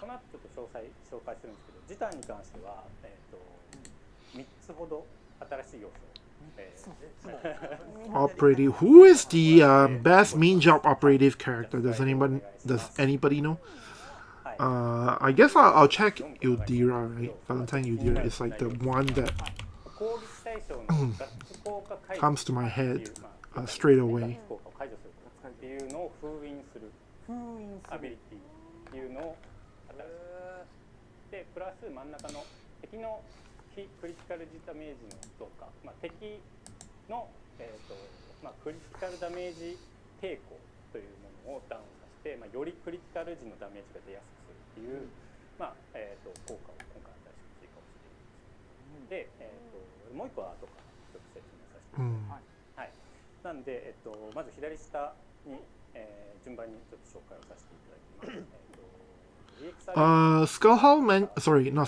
Luciano mentioned that Skullhouse Master ability is kind of similar in that it gives you courage instead of re-raise. Yeah, I guess it's kind of similar, but for Vivi, it's different in the sense that it's a equipable skill, right? So once you equip it, at the start of battle, you always have re-raise, which is kind of powerful. So seems like WOTV Calc is taking quite a bit of time to load. I guess we have to wait for. Okay, it's loading for me now. Let me go and check the skills in Japanese so that I can see what skill that is from Operative.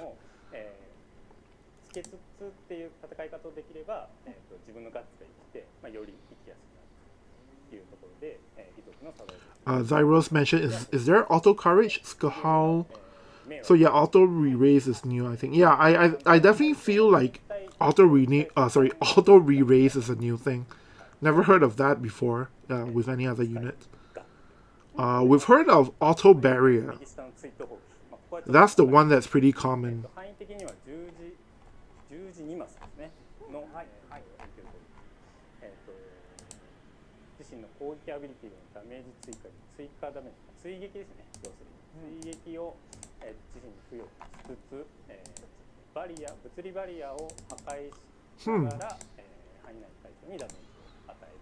Oh, it's loading really slow for me right now. Sorry, a lot of guys in chat pointed out that Balo has a auto re-raise skill. Yeah, you guys are absolutely right on that. I've totally forgot about that.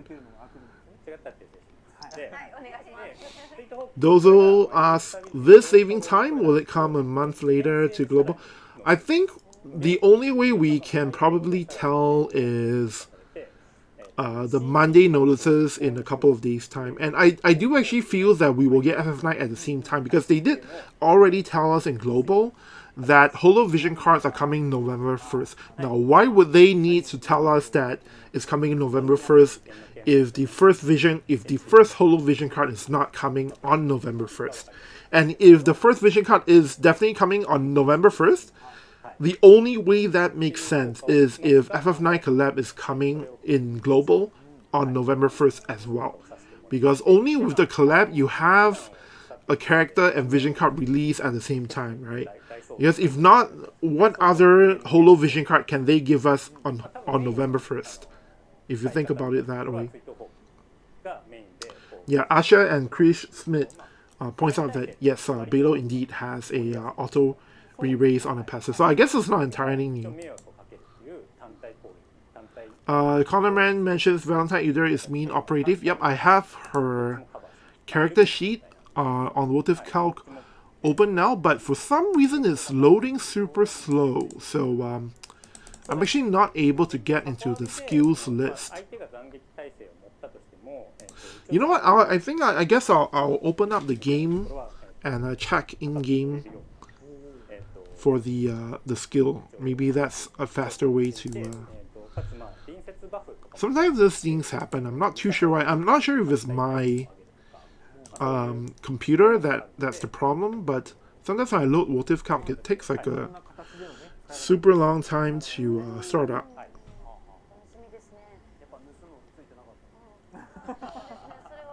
で一応メインのアビリティではない、主力のアビリティではないんですけど、一応ブンドルを持ってます。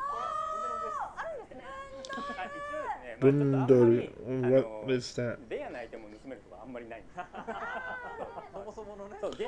So they just confirmed. I'm listening from the audio from the stream. They just confirmed that that Zidane has some kind of mug, but it won't actually steal rare items. So just in case you're wondering if you can steal as Zidane, well, his main job is a unique version of Thief, so you can totally expect that he can mug.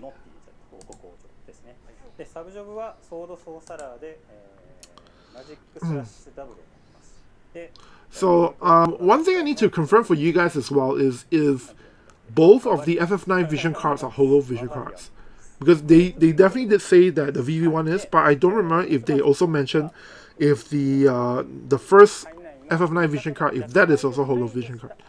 I wish there was a better way for them to indicate to us which upcoming Vision cards are Holo Vision cards. Anyways, I'm in the game right now. I'm gonna look up Valentine Ildira and check out what skill is the thing that Fujao-san talked about. Oh, okay, I see it now. It's the poison thing.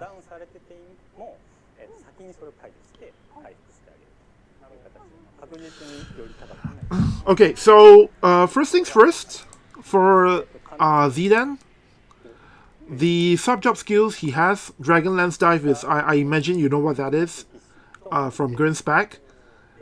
And then for operative, he gets the, I don't know what it's called in global, but it's the skill that, you know, is allows you to target an enemy that's 1 square away. And it gives you poison activation rate on top of, you know, damage L. It's a really long skill. And, you know, the more amount of times you've been hit, the higher the activation rate. So it's the poison skill that Valentine Ildira has. Joseph Scholar says, if only Sephiroth had re-raised, Ralph VV or Sephiroth would be crazy. Yeah. Well, you can give Sephiroth re-raise if you want with Zombie Mask in global version. Anyway, so I'm gonna recap VV's, not VV, Zidane stuff here. He has 3 new things in this in his kit. So of course the first one mentioned is the ability to negate courage removal. カルダメージ抵抗というものをダウンさせて、よりクリティカル時のダメージが出やすくするという、効果を今回出していこうとしています。で、もう一個は後からちょっと説明させていただきます。はい。なんで、まず左下に、順番にちょっと紹介をさせていただきます。DX アビリティ強化した後の性能になっています。義足のサバイバル術、ガッツを、付与しつつ、AP を回復しつつ、火ダメージ3ターン魔法火ダメージを経験する効果を付与しつつ、攻撃命中時に、ガッツ効果解除を封印する効果を付与する。最高で4つ効果があります。自分はガッツをつけて、自分もガッツをつけて、相手のガッツ解除を封印するという効果を、なんで、先に攻撃を当てる必要はあるんですよ。自分に対して、そういう効果を付与する効果を付与するみたいな感じになっちゃう。はい、ちょっとややこしいんですけど、なんで、先に攻撃を当てて、Okay, so the second thing that they explained is kind of complicated. But as I'm reading all of this stuff, it's kind of insane for Zidane, to be honest. I feel like he is like probably the best win character once it's out. So usually when that happens, that means they're like must pull kind of a unit. Joseph Scholar, so we're thinking this collab could be dropping November 1st in global. I think there is a possibility. Because it's the only thing that to me makes sense. So Zidane is a high damage attacker basically. I don't know if he's evade. They have not really mentioned if he's evade or not. But he has the ability to do crazy amounts of damage. And obviously he has courage and courage removal negate, which is crazy.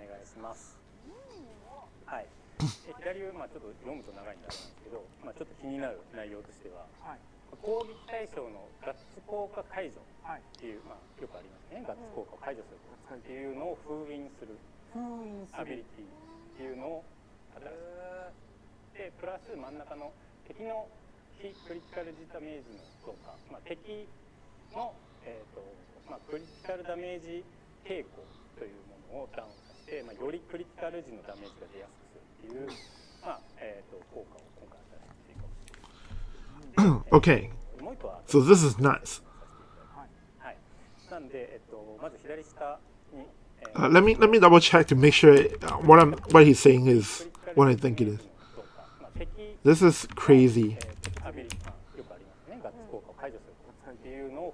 There's no way that is this good.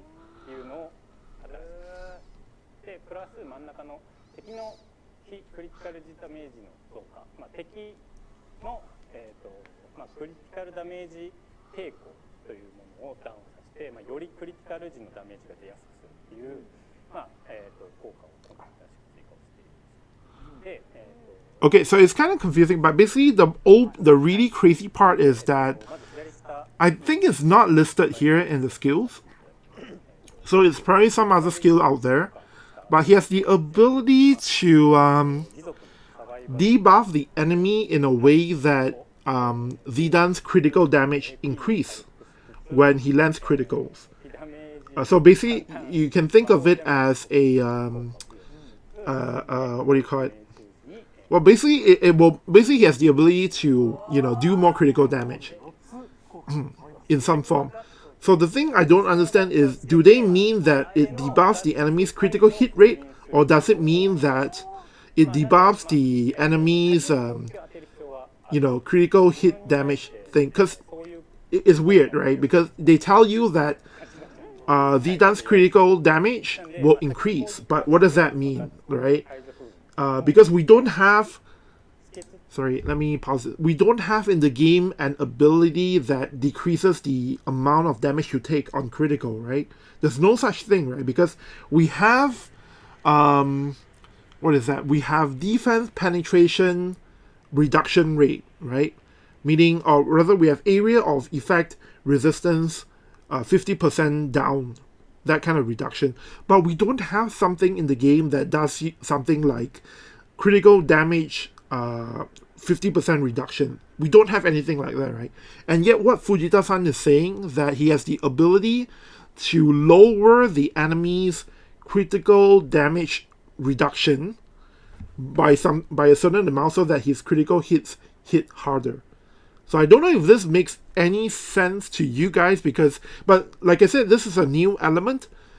So I guess maybe it's possible they've never introduced the what do you call it, the critical damage reduction effect, right?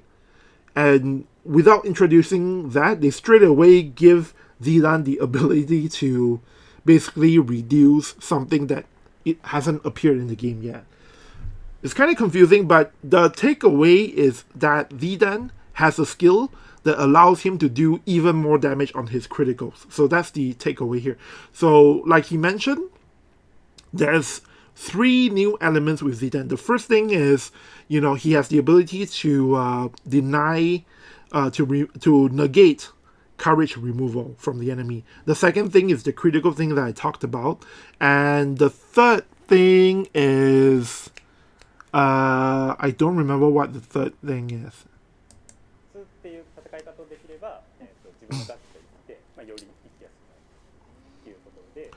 Luciano says crit damage in WOTV isn't good. I would beg to differ. A lot of my main attackers who can do critical hits a lot, I give them critical damage plus 10 on the Trust Stone because it's usually effectively 10% modifier damage because they crit all the time.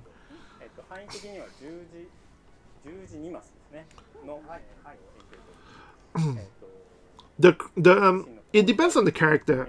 Some characters like Alaya, they crit all day, every day, unless the enemy has something to nullify or to, try and reduce the amount of crit rate.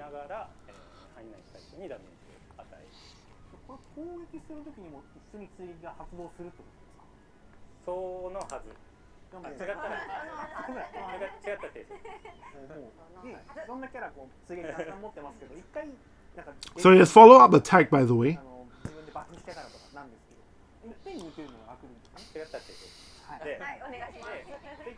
これがEX アビリティの強化後のこれなんですけど、牽制でさらに伸びます。無限強化の解放でさらに効果が追加されて、CT アップを無効にする効果を相手に与える。So the third thing that he has that's brand new to the game, is the ability to negate CT up effects on the enemies for 3 turns. Using this using Zidane's calculator run basically. And that is an upgrade you can get when you make him into level 140.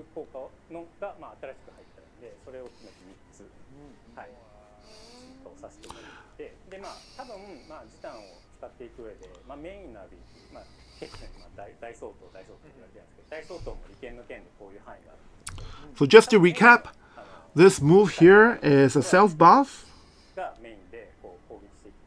It gives him courage, it gives him a one-time AP recovery, and it gives him 3 turn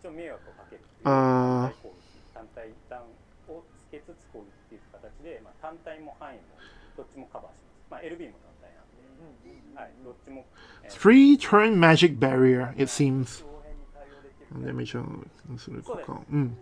And it also gives him a 3 turn courage removal negate on all his attacks. So it gives him courage, it gives him a one-time AP recovery, it gives him 3 turn magic barrier, and it gives him 3 turn courage removal negate on all of his attacks. And then this one over here is quite simply a single target attack.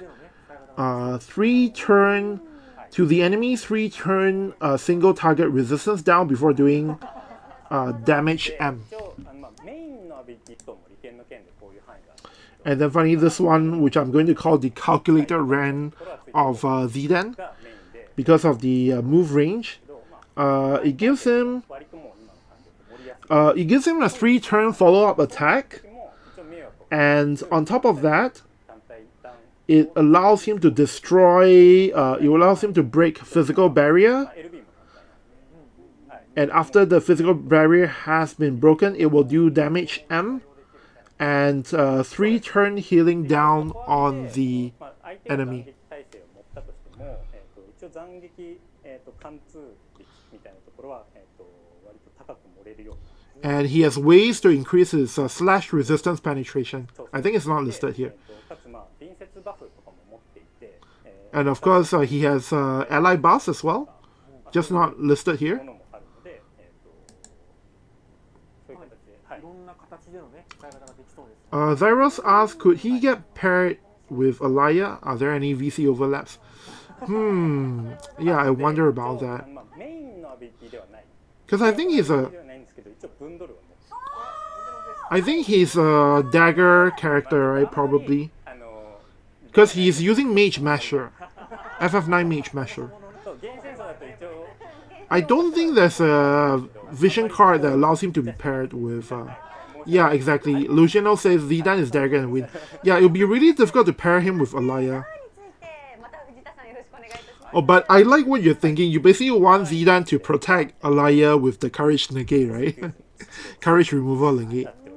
Okay, so we went through dagger earlier, so we're going to go into the weapons part. Did we go through VV? I think we did already, right? So I want to listen to the vision card because I think they probably said right there and then if both are Holo Vision Cards.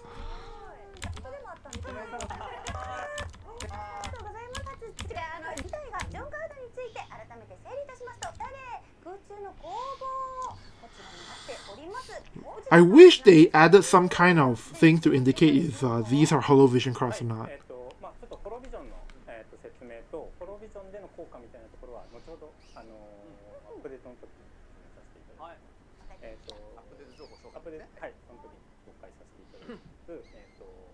基本的にはブグシの VC をベースにさせていただくつもりで、 Weapon-based vision cards for both of them. 空中の攻防に関してはちょっと調整中のところがあるんですけど、左の赤と青と赤みたいな下でに関しては、一応探検とか、そのメイスっていうのは Dagger, mace どうされるのかなと思います。 for this one over here. 細かい効果に関しては、パーティーアビリティでエレメントチェーン耐性と Elemental chain resistance, critical hit rate up, single target resistance up. On the party effects for this card, ちょっと空中の攻防に関してはちょっとお知らせをお待ちください。 no details for this because they're still adjusting. ここからは FF9 コラボのキャンペーン&イベント情報です。 Okay, so let me skip ahead to the Holo Vision Cards part because I think 編成の中でも only Vivi's Vision Card is a Holo Vision Card. It would appear because they didn't mention if they didn't mention at that part that the first FF9 Vision Card is Holo Vision Card, then you know it's gotta be this way, right? 例えば HP が上がる。新しい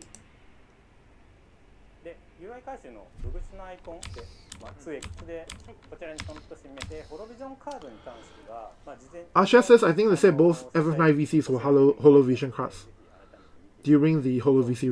We're gonna take a look at that now. VC 属性みたいなカードが用意してるんで、 Because I don't think they did. I don't think they said both. Because they said VV's one. 事前これも詳細お知らせにも書いてあるので、ぜひ改めて見ていただきたいんですけど、今までのVC 属性 VC とブグシ VC あったと思うんですけど、それに追加の効果として、クエスト系の効果、もしくはビルバップ系の効果、もしくはデュエル系の効果に、かつ効果のあるパーティーアビリティとマスタリー効果っていうのがつく新しいホロビジョンカードになっています。なので、例えば、今回、先ほど配布しますといった周年の T ビジュアルのやつ So he's talking now that the free vision card on November 14th, that is a Holo Vision card. それにプラスで、So using that as an example, so the vision card itself, the free vision card on November 14th, gives you JP acquisition up, but on top of that, it will also have the Holo Vision card effect for PvE quests only of HP up, パーティーアビリティと max HP up. ここに書いてあるビジョンマスターっていうのがなんで、 And then separate from all of that, there is also your your vision mastery effect, which is a completely different thing. デュエルに、効果クエストに効果があるものとかギルバトに効果があるものっていうので、それぞれちょっと実装させていただきます。Jen Fei says, I just hope we don't pull for them and then 2 months later, those holo cards are way better than the first batch that come out. So it's not a waste because it contributes towards your vision mastery card. So I think this is the right word they said it. Just give me a moment. で、今回紹介させていただいた、名前忘れてた、VC、FF9 の、青と光の下でに関しては、クエストの、ビジョン、ホロビジョン効果を付けさせていただいて、 There we go. 普通の攻防に関してはデュエルの効果を Okay, yeah. So they did say that both of the FF9 vision cards are indeed Holo Vision Cards, which I think more or less confirms that they're coming to global on November 1st, right? Because if not, why else would they bother telling us that, hey, Holo Vision Cards in global coming November 1st? I really feel like FF9 collab is coming next week in global. So get ready, you guys. And the reason for that, as Fujiya-san explains, is because the first FF9 VC has a Holo Vision card effect for something, and then the second one, the VV one, gives you something for duel. So yeah, Asha, you're definitely right on that. なので、例えば、今回、先ほど配布しますといった周年の P ビジュアルのやったんですけど、あれは配布なんでいつも通り、普通の効果に関しては JP 獲得 JP が上がるよっていうのをやってるんですけど、それにプラスで、So that's why we don't have the paid Viz 2000 banners anymore. HP にしてたかちょっと分かんなくて今適当に言ったんですけど、クエストで効果を発揮する、パーティーアビリティと、ここに書いてあるビジョンマスターっていうのがつく。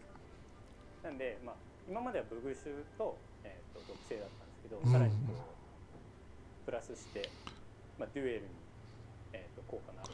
So this means that moving forward, right, limited VCs are going to be a lot more important because if there are Holo Vision cards. で、今回紹介させていただいた、名前忘れてた、VC、FF9 の、青と光の下でに関しては、クエストの、So the first one, the first FF9 Holo Vision card will have Holo Vision card effects for quest, for PvE stuff. And then the second one will have it for duel, which is arena and class match. And then as he mentioned, only the new vision cards will have these effects, and then the old ones will have the Elder Awakening thing. So yeah, FF9 collab, probably worth it to get both of the vision cards, unlike the currently ongoing FF8 collab.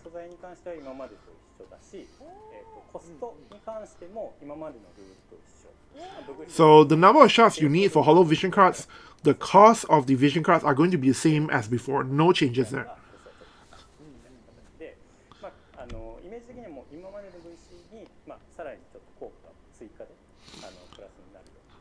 So basically, with Holo Vision cards, there's really not that much to worry about because they're just adding more effects to the vision cards. And then, of course, the only thing to kind of be concerned about is if you will need to collect a lot of these Holo Vision cards to get your vision mastery up. So that's the only concern I really have regarding this system.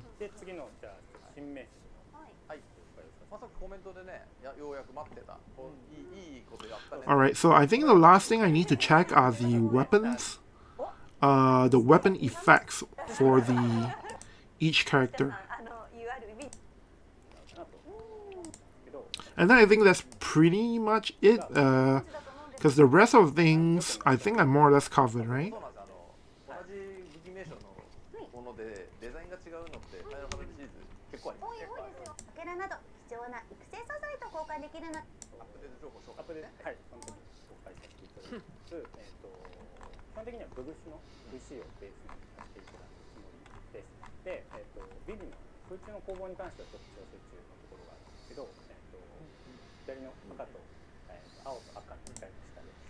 しては、一応探検とか、そのメイスっていうのは入ってる形でどうさせていただこうかなと思ってます。で、細かい効果に関しては、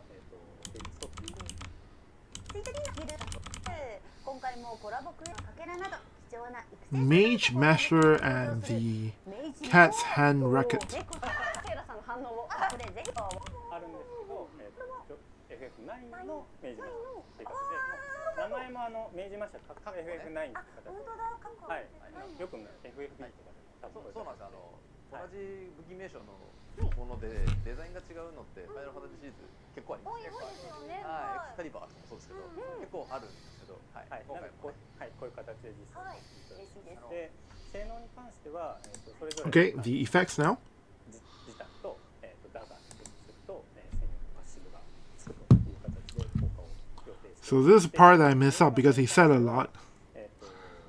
パッシブは斬撃攻撃力が上がるんです。 So the Mage Masher FF9's general effect is slash attack up for the general effect, and then next we're going to Zidan's exclusive effects. 専用効果でリアクション阻止率とクリティカル率アップと範囲攻撃耐性が上がる効果。Reaction block rate up, critical hit rate up, and I think it was area resistance, AOE resistance up. Yep, that's right. で、猫のテラケット、めちゃくちゃ可愛いなと思って。はい、猫のテラケットに関しては魔法攻撃耐性貫通率と、はい、猫のテラケットに関しては魔法。Will just 506 says there is no mention of Holo VCs coming to global on November 1st. It just says coming soon. Oh, is that so? It doesn't say November 1st. Could I have can anyone else confirm?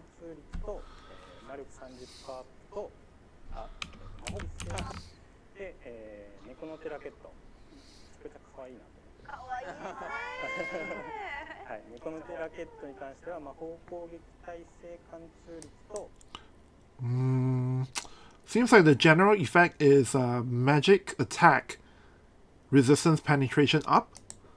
魔力30%アップと、魔法攻撃耐性貫通が基本の汎用パッシブですね。で、専用効果で魔力30%アップ、魔法攻撃力15%アップで、召喚ゲージ獲得量アップの。And the dagger exclusive passes are MAG up 30%, magic attack up, as well as Asper evocation gauge or Asper evocation rate up.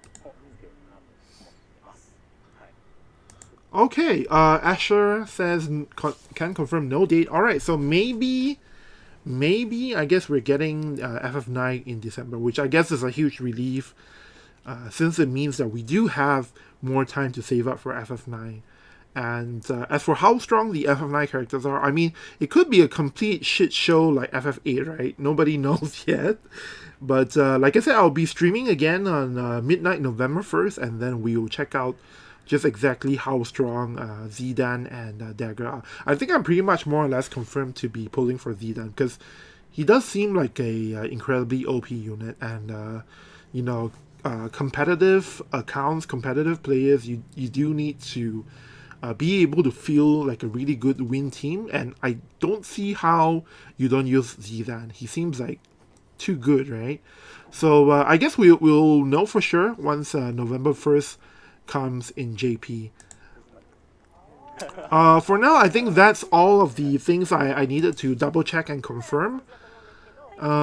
Is there anything else you guys wanted me to go through or double check? Because I think everything else I mentioned on stream was pretty much what they said, and I don't think I missed out any important thing. It's pretty late now, in my local time, 10:25 p.m. So, Will Just 506 says FF8 isn't even over until November 18th. Okay, so that's a very good point.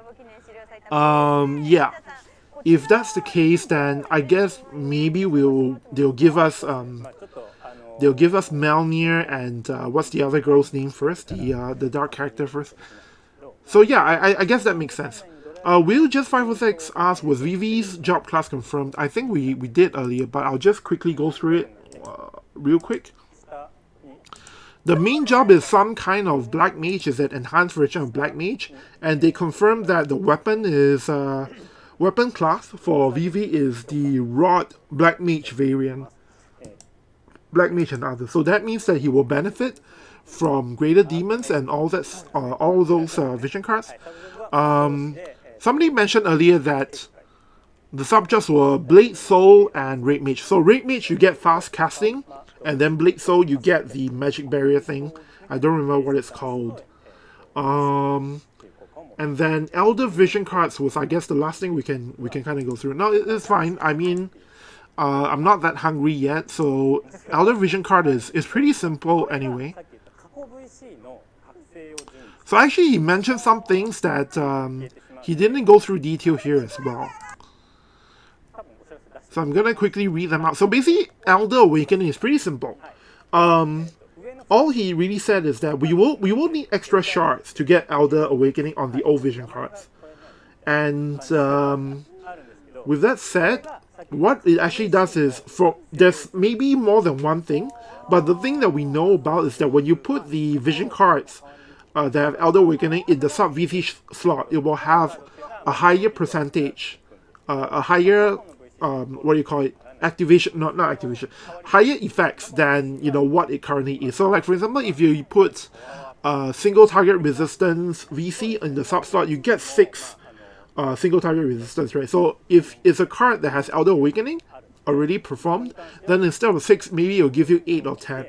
If let's say it's a card with 35% slash attack up, if you put it on the main slot, if you put it on the sub slot, you will usually be 18% up. But if it's a card that has Elder Awakening, when you put it in the sub slot, it will give you maybe something like 25% or 30% instead of 18%.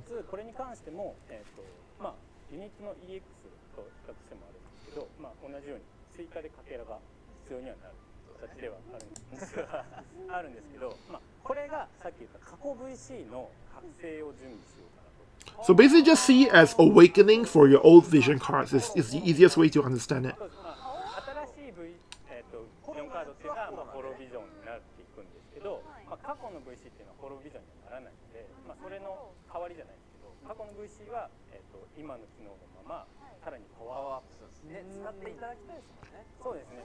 I'm actually really excited about Elder Vision cards, actually. Elder Awakening for old Vision cards. Because it straight away means that a lot of your old cards are going to be useful again.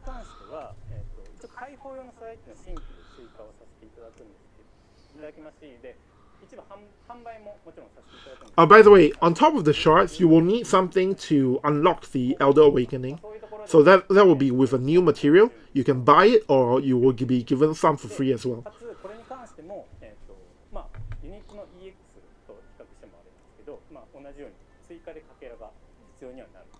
So it doesn't mean that you can straight away just give Elder Awakening to all your Vision cards. It's just like the Limit Burst upgrade. You will need certain effects.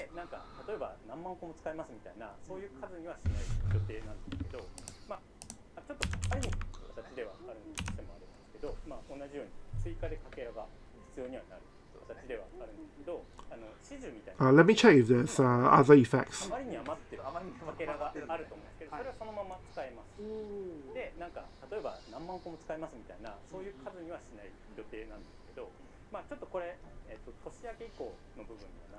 By the way, it starts next year, so it's going to be a bit of time.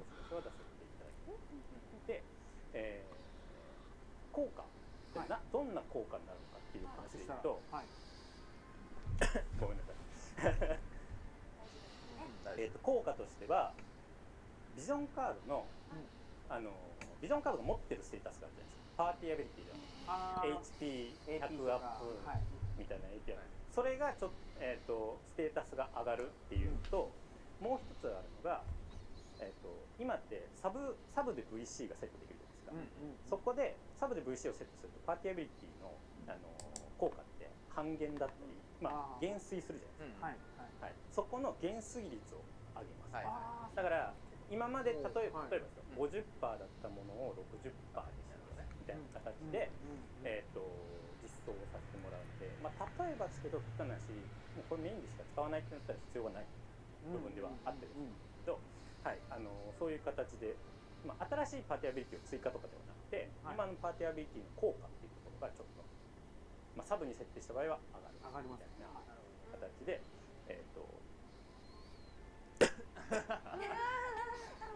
今喋ってるからごめんなさい、はい、蜂蜜だってさ、こっちにも蜂蜜だってさ。かけらはあれですね、ビジョンスターとしていろいろ多分今溜まってるところがあるので、そこで交換してもらえればなと思います。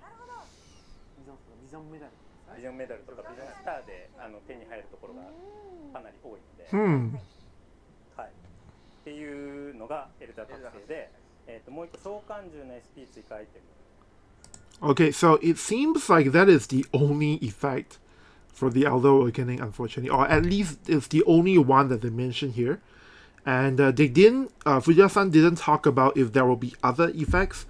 It's just that with Elder Awakening, any vision cards that you put in the sub slot are going to have more stats, basically.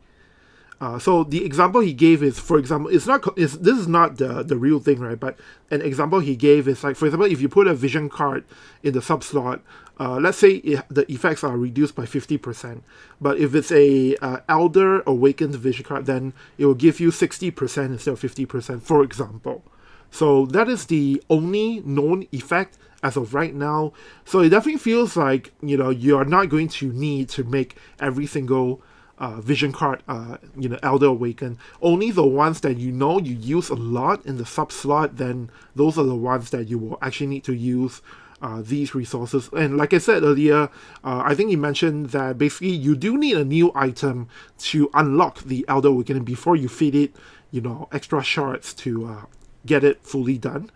And that new item can be bought, or you can receive some for free as well. So don't go crazy on the Elder Awakening. Only do so for the cards that you're gonna use a lot in the sub slot.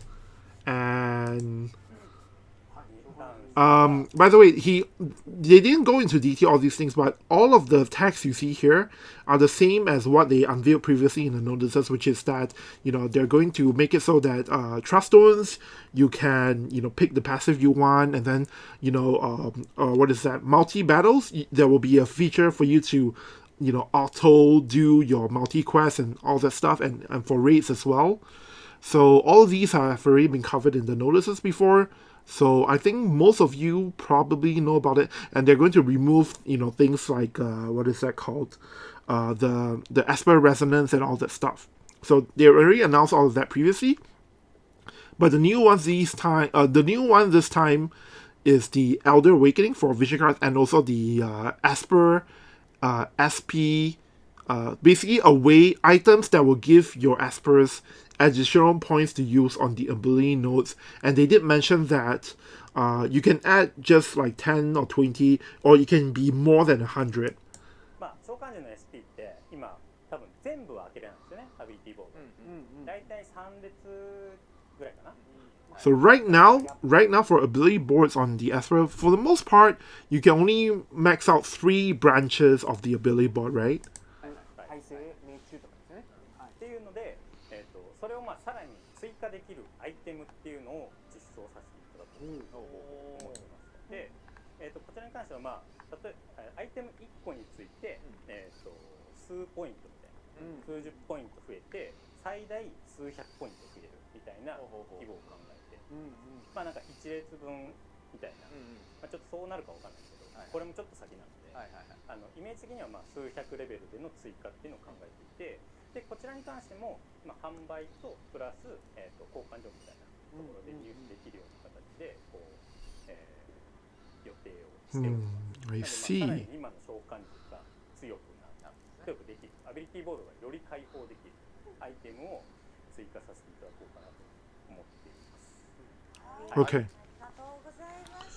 So they didn't give very detailed explanation on the Esper ability board SP items, but it's just that thinking about it in a long the long game, right? They are looking at a possibility letting players increase the amount of SP you can use in your Esper ability board by even a few hundred.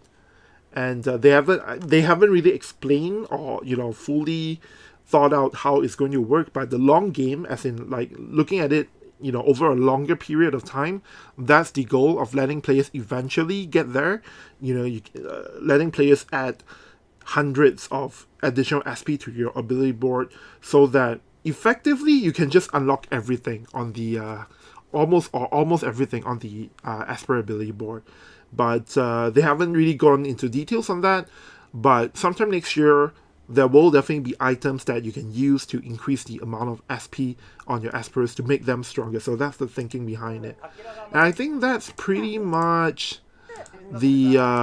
even though they listed a lot of text on the screen, I believe those are the only two actual new elements mentioned this time, because everything here on the right hand side has already been covered in the past.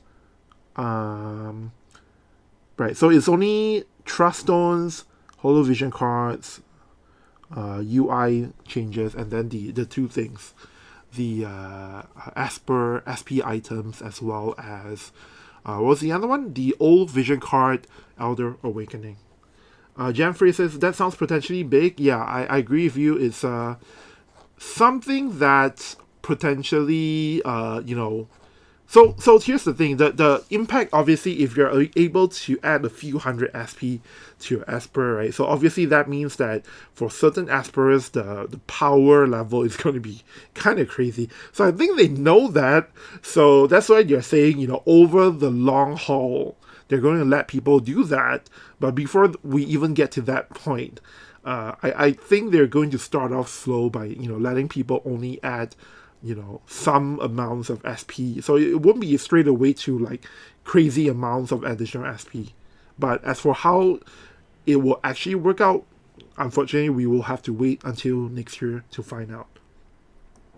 Alright, so I think that's everything this time. I can't think of anything that they covered that they did not explain in detail. So I'm gonna just finish off reading the chat and then go off, maybe get some dinner. It's pretty late here. But yeah, thanks for, joining me on this stream. And like I said, a few days from now, November 1st at the stroke of midnight JST, Japan Standard Time, I will be doing an stream to take a closer look at the FF9 characters.